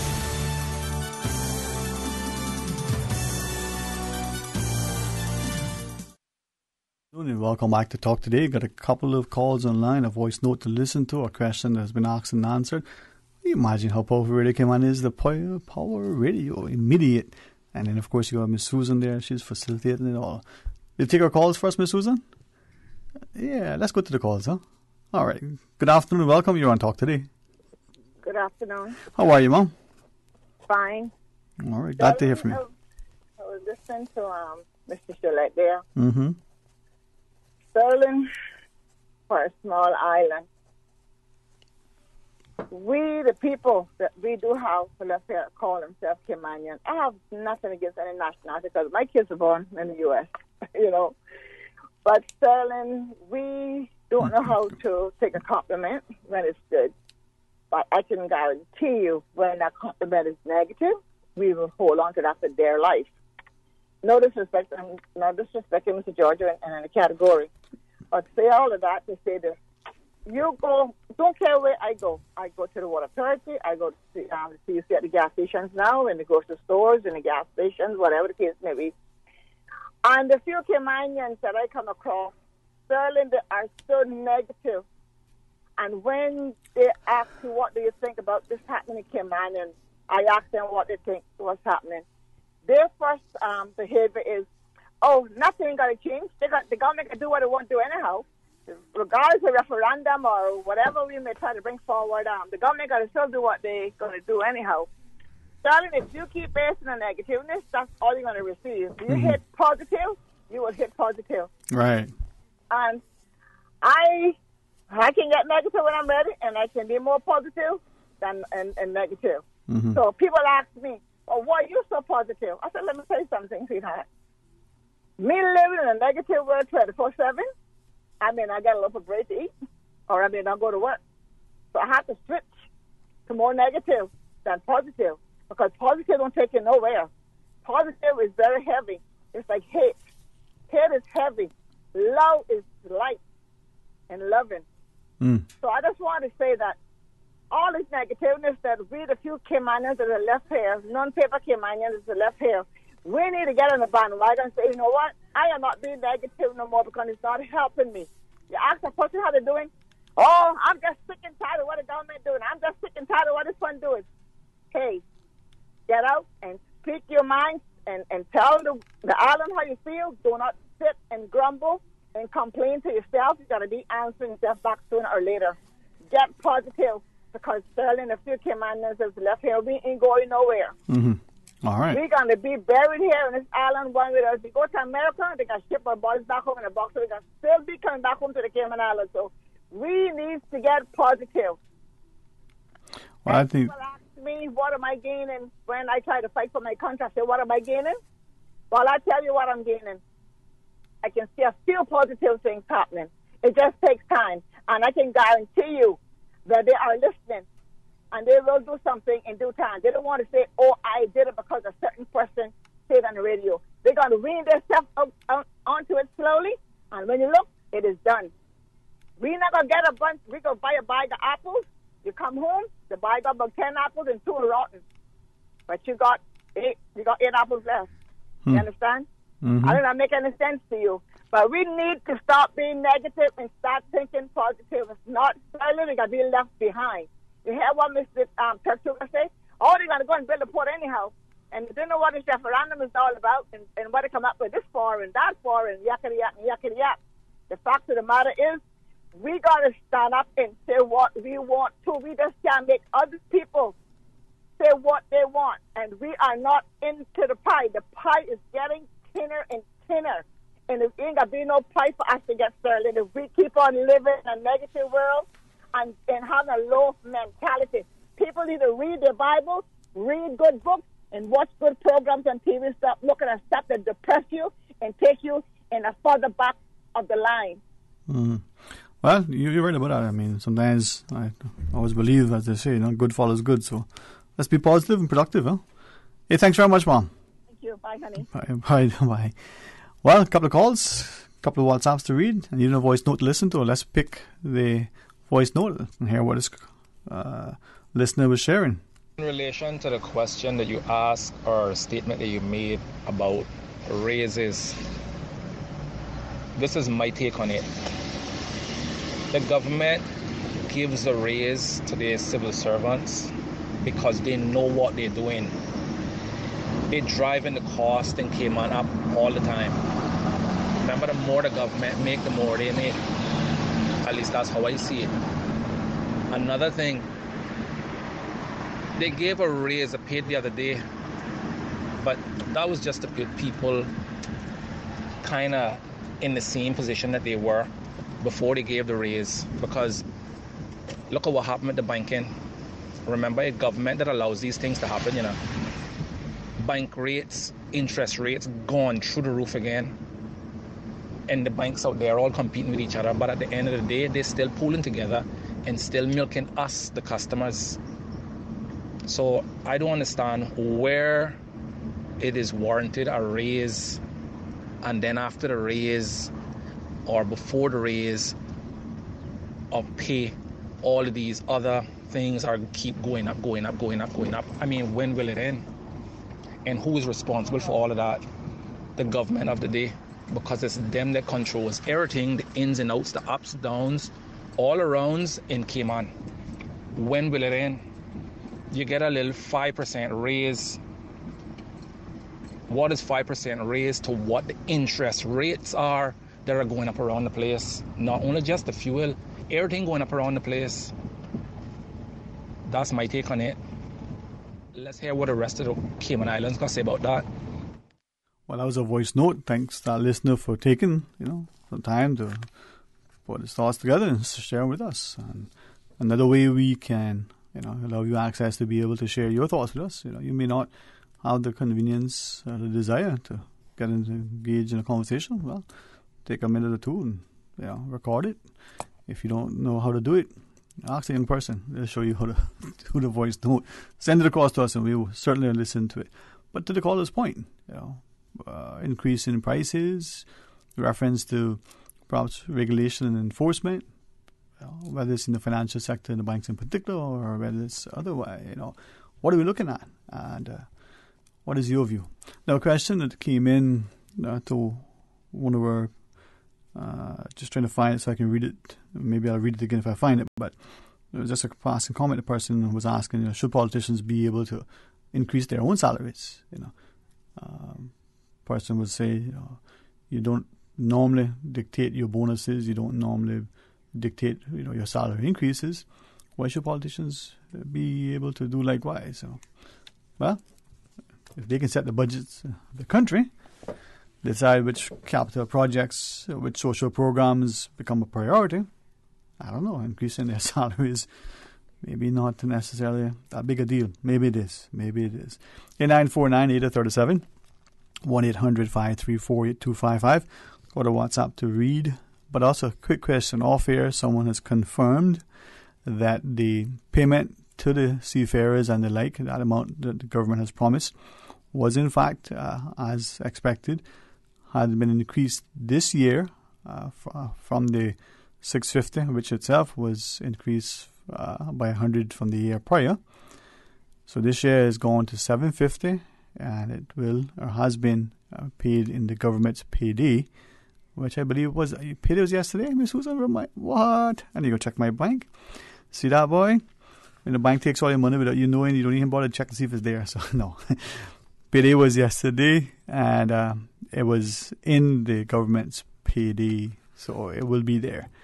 If you were supposed to receive it, if you're a recipient and you don't see it, probably somebody you speak to normally, inquire and make sure. But we're told, as they say, we're reliably informed by credible sources that yes, that money has been increased to the $750 as promised and has been paid. I don't say this to defend the government. I just say that I think it's an indication of our respect, especially that we have for our seafarers. And if a government promises it, you may, allege that, it's, electioneering and campaigning and what have you. Leave that for you to decide. That's what you want to. But I believe it's indicative of our healthy respect that we had for their sacrifice and service. And so when the government promises that, they're going to come through. Now, to the voice note before that we listened to and to others who shared, when, salaries increase, does that sometimes cause, prices to go up because, those salary increases have to be paid for. Maybe the private sector is expecting the government to increase fees and taxes and all the like. Hey, let's pause and take a break. When we come back, let's read a WhatsApp that came through asking about the port. Let's see if we can read it as sent. Stay tuned for Talk Today. Follow Radio Cayman on Twitter. All the latest information, breaking news, community events, and more. Follow us at twitter.com/Radio Cayman. Radio Cayman. Radio Cayman's newsroom. These are the biggest stories right now. A 28-year-old woman of Georgetown was arrested on suspicion of DUI following a traffic collision on West Bay Road shortly after 12 a.m. on Sunday. Officers conducting patrols in the area had come upon the scene of the collision just south of 7 Mile Public Beach, which involved a BMW and a Honda Civic. The drivers were breath tested, and the woman, who had been driving the Civic, gave a reading of 0.277%. She was later granted bail. Good afternoon, I'm Dion Anglin with your headlines. In news elsewhere, seeds taken up to the moon by China's Chang'e 4 mission have sprouted, says China National Space Administration. It marks the first time any biological matter has grown on the moon and is being seen as a significant step towards long-term space exploration. The Chang'e 4 is the first mission to land on and explore the moon's far side, facing away from the Earth. It touched down on January 3rd, carrying instruments to analyze the region's geology. 3 children have died in Florida after becoming trapped in an unplugged freezer, according to police. The children, aged 1, 4, and 6, were playing outside their home before allegedly climbing into the unit, which had been left in the garden. 2 women living at the property in Live Oak found the children but were unable to resuscitate them. Police say foul play is not suspected, but the case will be sent to the state attorney's office for review. And streaming service Netflix has announced it is raising its prices in the U.S. The company is increasing the cost of its standard plan in the U.S. from $10.99 to $12.99 a month. That's a wrap of your headlines. I'm Dion Anglin. Radio Cayman, the voice of the Cayman Islands. What's happening in your community? News and information, music and more. You can find us. www.radiocayman.gov.ky. Like us on Facebook and follow us on Twitter. Radio Cayman is your choice, your voice for today's biggest news. Radio Cayman.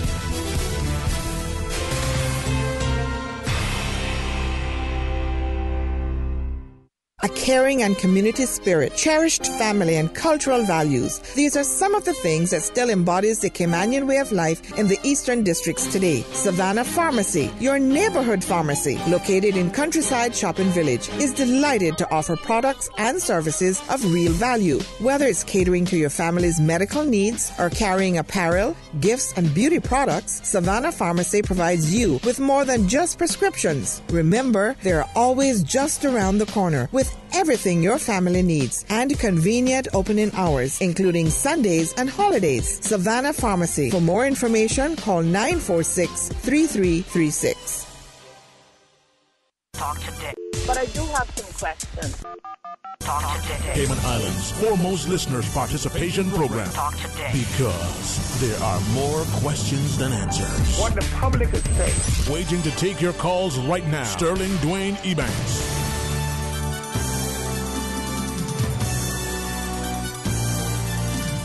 Hey, good afternoon. Welcome back to Talk Today. It is open line. Thank you for sharing your thoughts, whether it's off air as some of you have done, or whether it's directly through a voice note, or you're calling, or you're sending it. Hey, appreciate not just your listening and contributing, but you're sharing with us so that everybody else can hear directly what you shared. It's open line 949-8037, or if you choose, and certainly grateful to Flo for allowing access. Toll free 1-800-534-8255. And of course you can WhatsApp 925-3261. Medium many take to using, so you can record a voice note and send it across. You can type it up and send it through, as this listener has shared. This listener writes, says, I would love to ask who the port benefits most when you look from Paradise Restaurant to Burger King, and when you take a walk down Cardinal Avenue. You can count the amount of Caymanians working in those stores. It says, what we really need to address is the lack of job opportunities for Caymanians and getting Caymanians working. And it shares that, when we look at some of the other areas, we need to consider the importance of having a society that isn't prone to corruption or perceived to be corrupt. And it suggests that when we look at the country, we need to be very mindful of what we're doing. So appreciate that, listener. taking some time to share those sentiments. Didn't share it all in entirety, but thank you for sharing all the same. Hey, you want to WhatsApp? Go right ahead, 925-3261. Or you can email talktoday@candw.ky. It doesn't always come through right away. I found that for some reason. I sent one earlier to myself so I could read it on a big screen here, or the bigger screen. Hasn't come yet. Well, maybe it's gone with the Rembro. Or you can call us toll free, 1-800-534-8255. We'd asked 2 questions earlier based on a comment from a listener.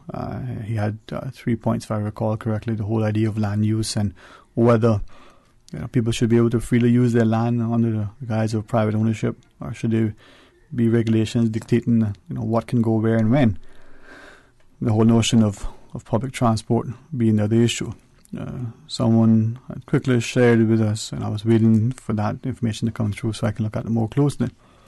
This notion that when we think of mass transit and public transport, that we are not reserving sufficient land spaces to be able, whether at some point it's a big bus, tram, train-like service.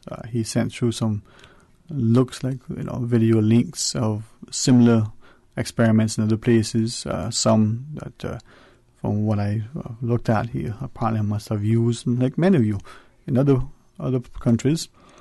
But he also shares that not only are we failing to reserve these things, we're not probably, as a country, seeing it as a priority. We're not looking at this whole issue of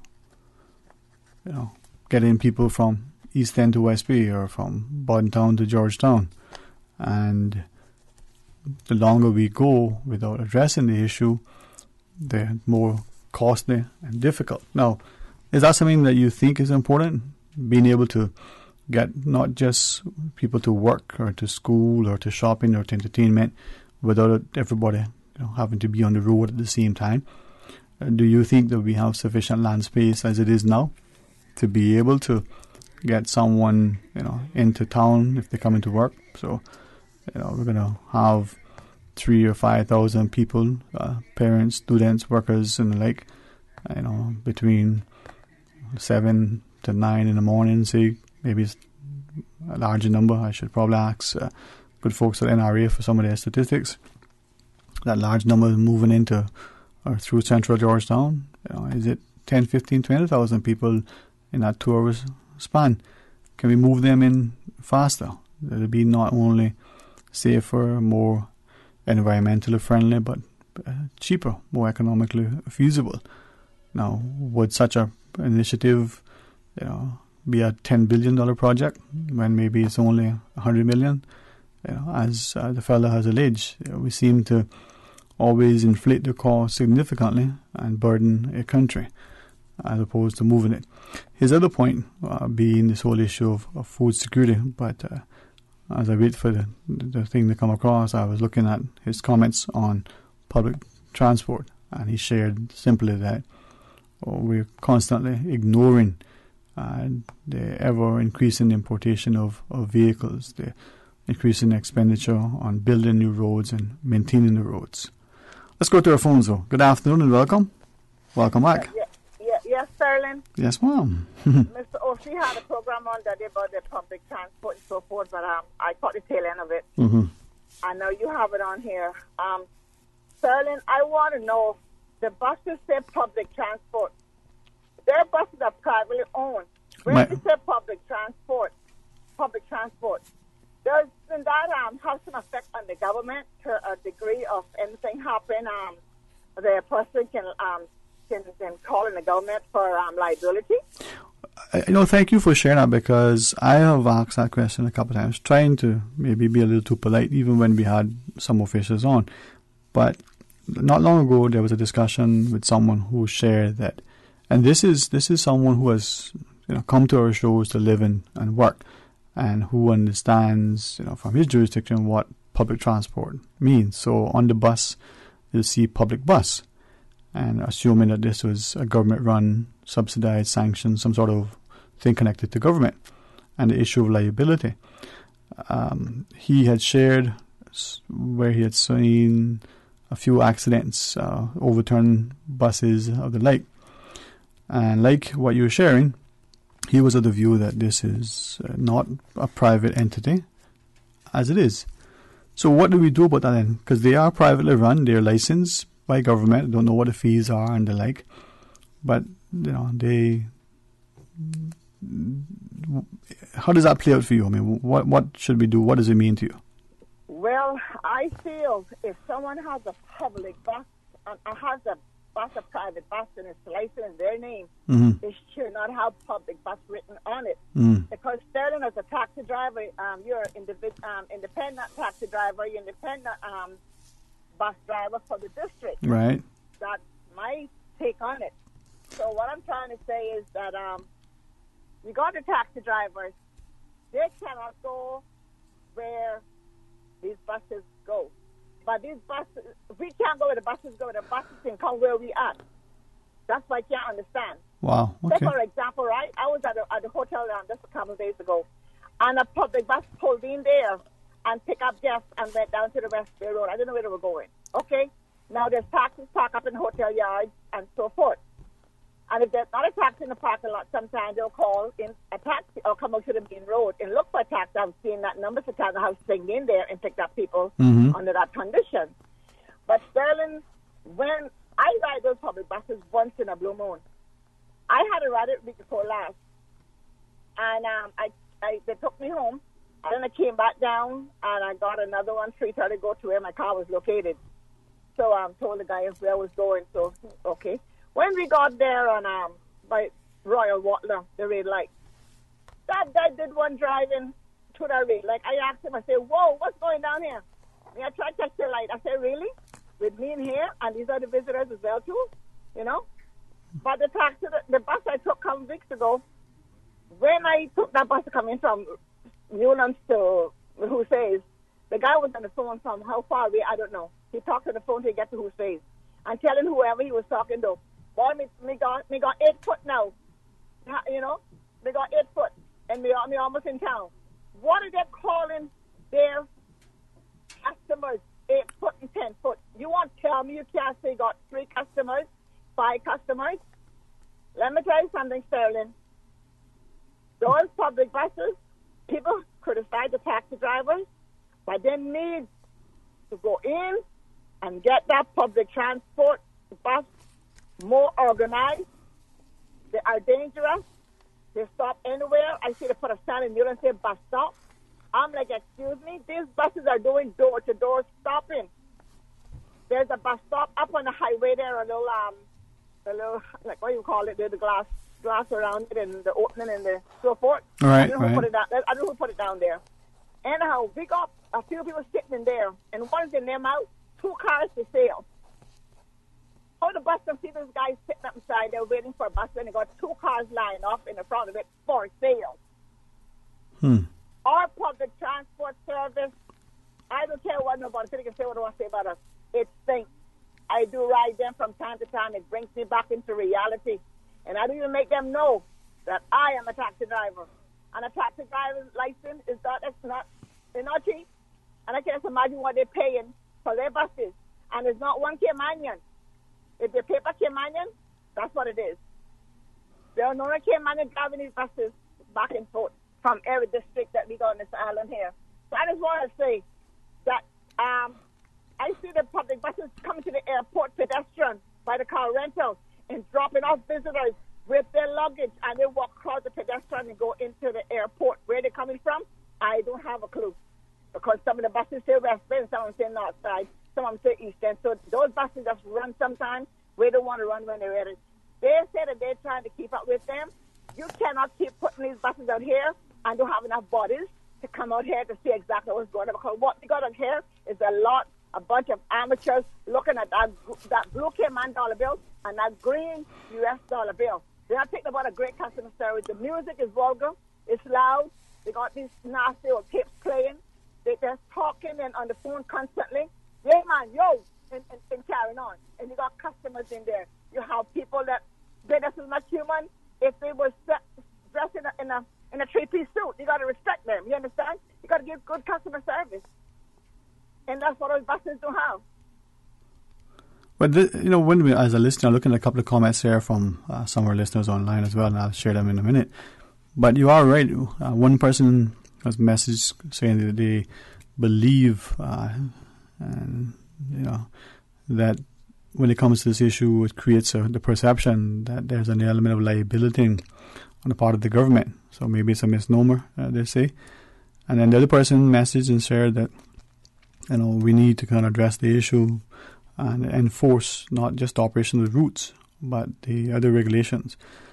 So people are thinking maybe we'll get it addressed. Any other thing you want to share with us? I guess it needs to get cleaned up before it gets any worse, because we just keep issuing license after license, and we're getting more and more people out here that has no interest in this island, has no interest in the public bus service. They're just looking at the dollar, how much dollars they count. And you know what they're doing while they're driving? Driving and counting the dollars as they drive. I don't know how to do it. I know they practice that. Sometimes when my visitors give me my money, I don't even open it. When I get home, I'm short of $5, and I say, you know what? My loss is big. Let it be. I know I should check my money, but I say, you know what? That's a lay on their country, not mine. Not mine. Well, leave it alone. Leave it alone. Yeah, man. And you do what you have to do, and as some say, you do it because you know it's the right thing to do. All right. Hey, thanks much, Mom. Thank you very much. 949-8037. What a quick break, Miss Susan. Is that what I'm... Okay. And then a WhatsApp to read. And let's see if I can get this other stuff for you as well. Please stay tuned for Talk Today. At KFC, we believe you don't have to share a last name to be a family. Whether it's an office party, holiday fete, or family gathering, enjoy KFC's fresh hand-breaded finger-lickin' good chicken. The KFC Festive Feast includes 10 pieces of original recipe or spicy chicken, creamy mashed potatoes, tasty coleslaw, and warm biscuits. KFC's holiday catering menu includes buckets of hot wings, sweet chili wings, or chicken tenders. KFC, it's finger-lickin' good. If you are seeking a bachelor's, master's, or doctorate degree, the Ministry of Education is now accepting applications for the 2019 Overseas Scholarships. Give yourself the education you deserve and apply today. All scholarship applications must be submitted by January 31st, 2019. For more information on scholarships and the application process, kindly visit education.gov.ky. Talk today. But I do have some questions. Talk Today. Cayman Islands' foremost listeners' participation program. Talk Today. Because there are more questions than answers. What the public is saying. Waiting to take your calls right now. Sterling Dwayne Ebanks.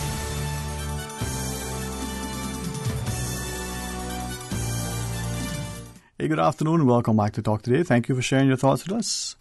And as we get near the end of today's program, quick reminder, join us back tomorrow, right after the midday news and midday meditation. But certainly, join me, start corner for the record in the morning so you can be a part of the best morning talk show in the country.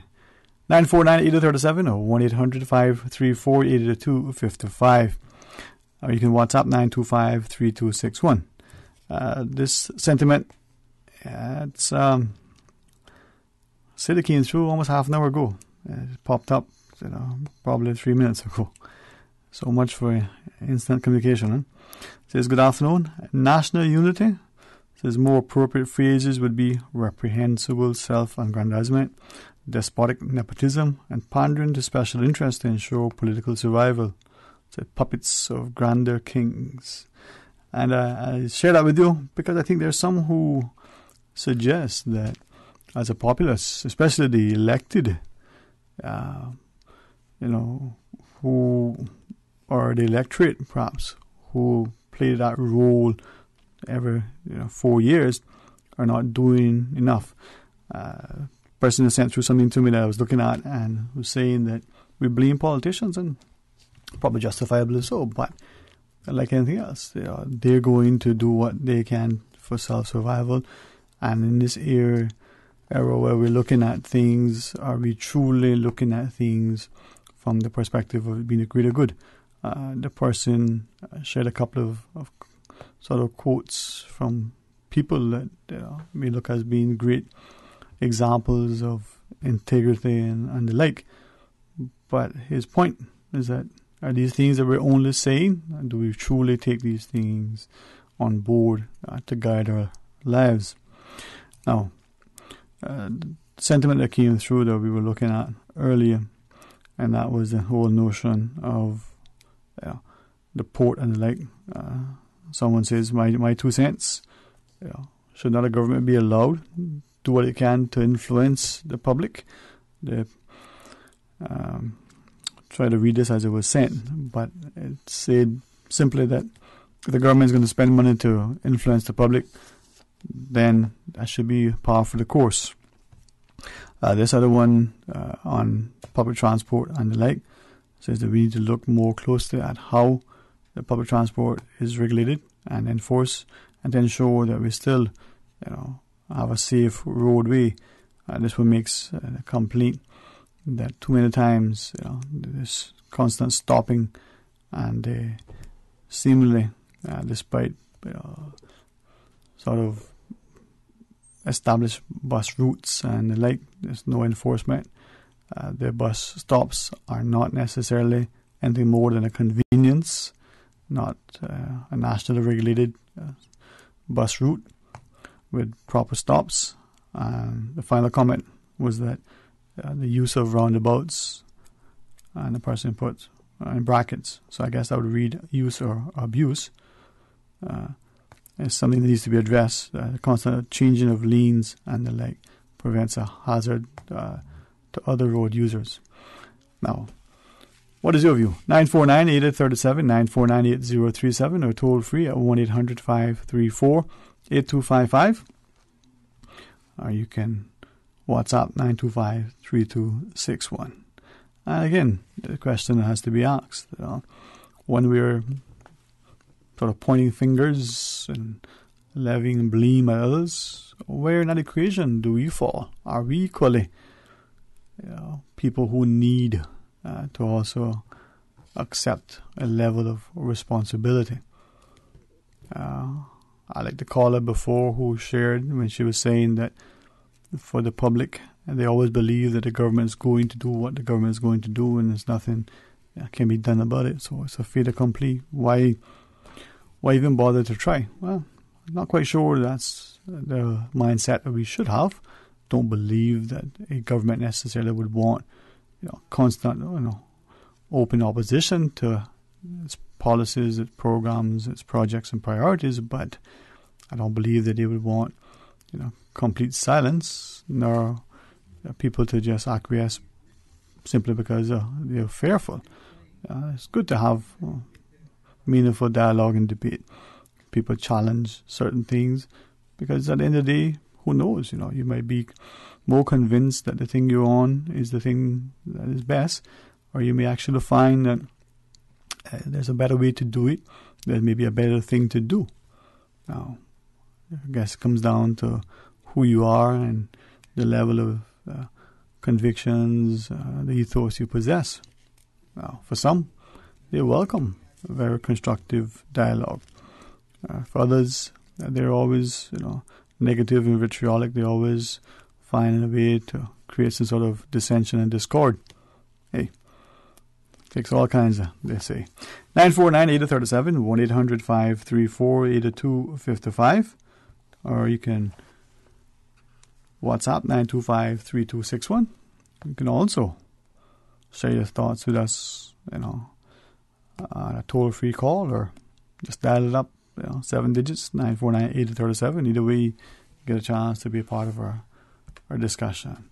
Now, a fellow who shared his sentiments in relation to public transport, looked at a couple of his views on the smaller screen during the break again, and it had examples of high-speed rail systems, some that are being tested. He sent a link to an article in Florida where they were looking at the one between Fort Lauderdale and Orlando, and he said there have been a number of mishaps because perhaps the route is still new to some and they're not fully mindful that this high-speed train is coming through. To others, that he says, where there's one to a link in India where there's a significant investment by a government to build a particular monorail system, and despite the cost, he says, it seems to have, according to what he could read, be paying significant dividends. Now, his final point is, do we need to spend that amount of money and invest that heavily? But at the very least, we need to perhaps reserve some of those things and start considering whether we can move people throughout our country. And the cost of a vehicle is probably a lot less in this country when compared to others, even though we may say the licensing fees are high. They may be, but we don't pay as much to park in some places that certain more developed countries charge a lot to park on their roadways. The limited private parking that is available in itself is very expensive. But then when people factor in the cost to buy the car, whether they get a loan, the cost of maintenance and the like, it is expensive. So do we need to consider it more closely as to whether that is something that we want to openly encourage, especially when we're talking about doubling our population, tripling our population, as it were. What is your view? 949-8037 or toll free at 1-800-534-8255. And then the last point in relation to public transport, the person sent through was, could we, when we're looking at ways to move our people, throughout the country, he said he recalls a conversation with someone, I don't know if it's the same fellow that we had on at one point, who talked about, maybe for the cruise passengers, we create some sort of, those little sky lifts that we see at amusement parks and ski resorts. Could that be something that we move the cruise passengers? And a very ingenious entrepreneur, champion of alternative energy, young Mr. James, he has from time to time put forward some very compelling arguments, certainly ones that should provoke greater discussion. And his thoughts, could we use these as a way to move the cruise passengers from the ships on shore? And would that be as efficient and as effective, perhaps not as costly economically and environmentally? Not an engineer, don't know if that's feasible. But again, when people put things on the table and they're willing to think outside the box, they're willing to share something and invite constructive critique, who knows what the answer may be. Perhaps something similar could move, those cable cars we see at very popular sort of tourist destinations globally. We see them being utilized in other means. They may be the thing that we could use here. Now, would it be a case that people would question, well, is it feasible? Is it going to be too costly? Will people be a bit hesitant because they're not sure it's that safe? Well, all sorts of questions to be asked. And are we exploring the feasibility without incurring significant money that some would say is probably wasted on consultants and just spending it because we can spend it, but because we're actually looking at finding a way to improve it. Things that are said sometimes may be taken on board as they intended to be constructive, productive, and hopefully to promote greater dialogue. Sometimes they'll be interpreted as they were probably intended to be malicious and to not just infringe on another's quarters, but to impinge on a person's reputation. Well, trust what we say here is viewed as the former. If you feel it's the latter, let us know so that we can address it properly. We stand by what we share, and hopefully we'll be accountable and responsible as contributing citizens in our society.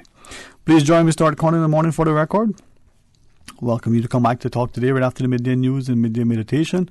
We have a couple of things in store. Our calendar says we have a chance to talk about the civil service leadership. That's part of the discussion tomorrow. I'm looking forward to that.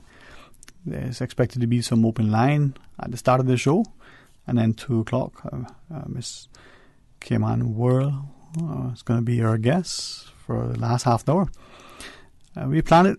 Sometimes that works in our favor. Sometimes it doesn't. So the day before, sometimes at the 11th hour, our guests have to change. But Miss Norma reminds us the show must go on. So thanks to Miss Susan for making it happen. You want to hear good music? Just stay tuned. She'll play it for you. If you have a request, and call her, she'll happily share it with you. Until tomorrow, be blessed.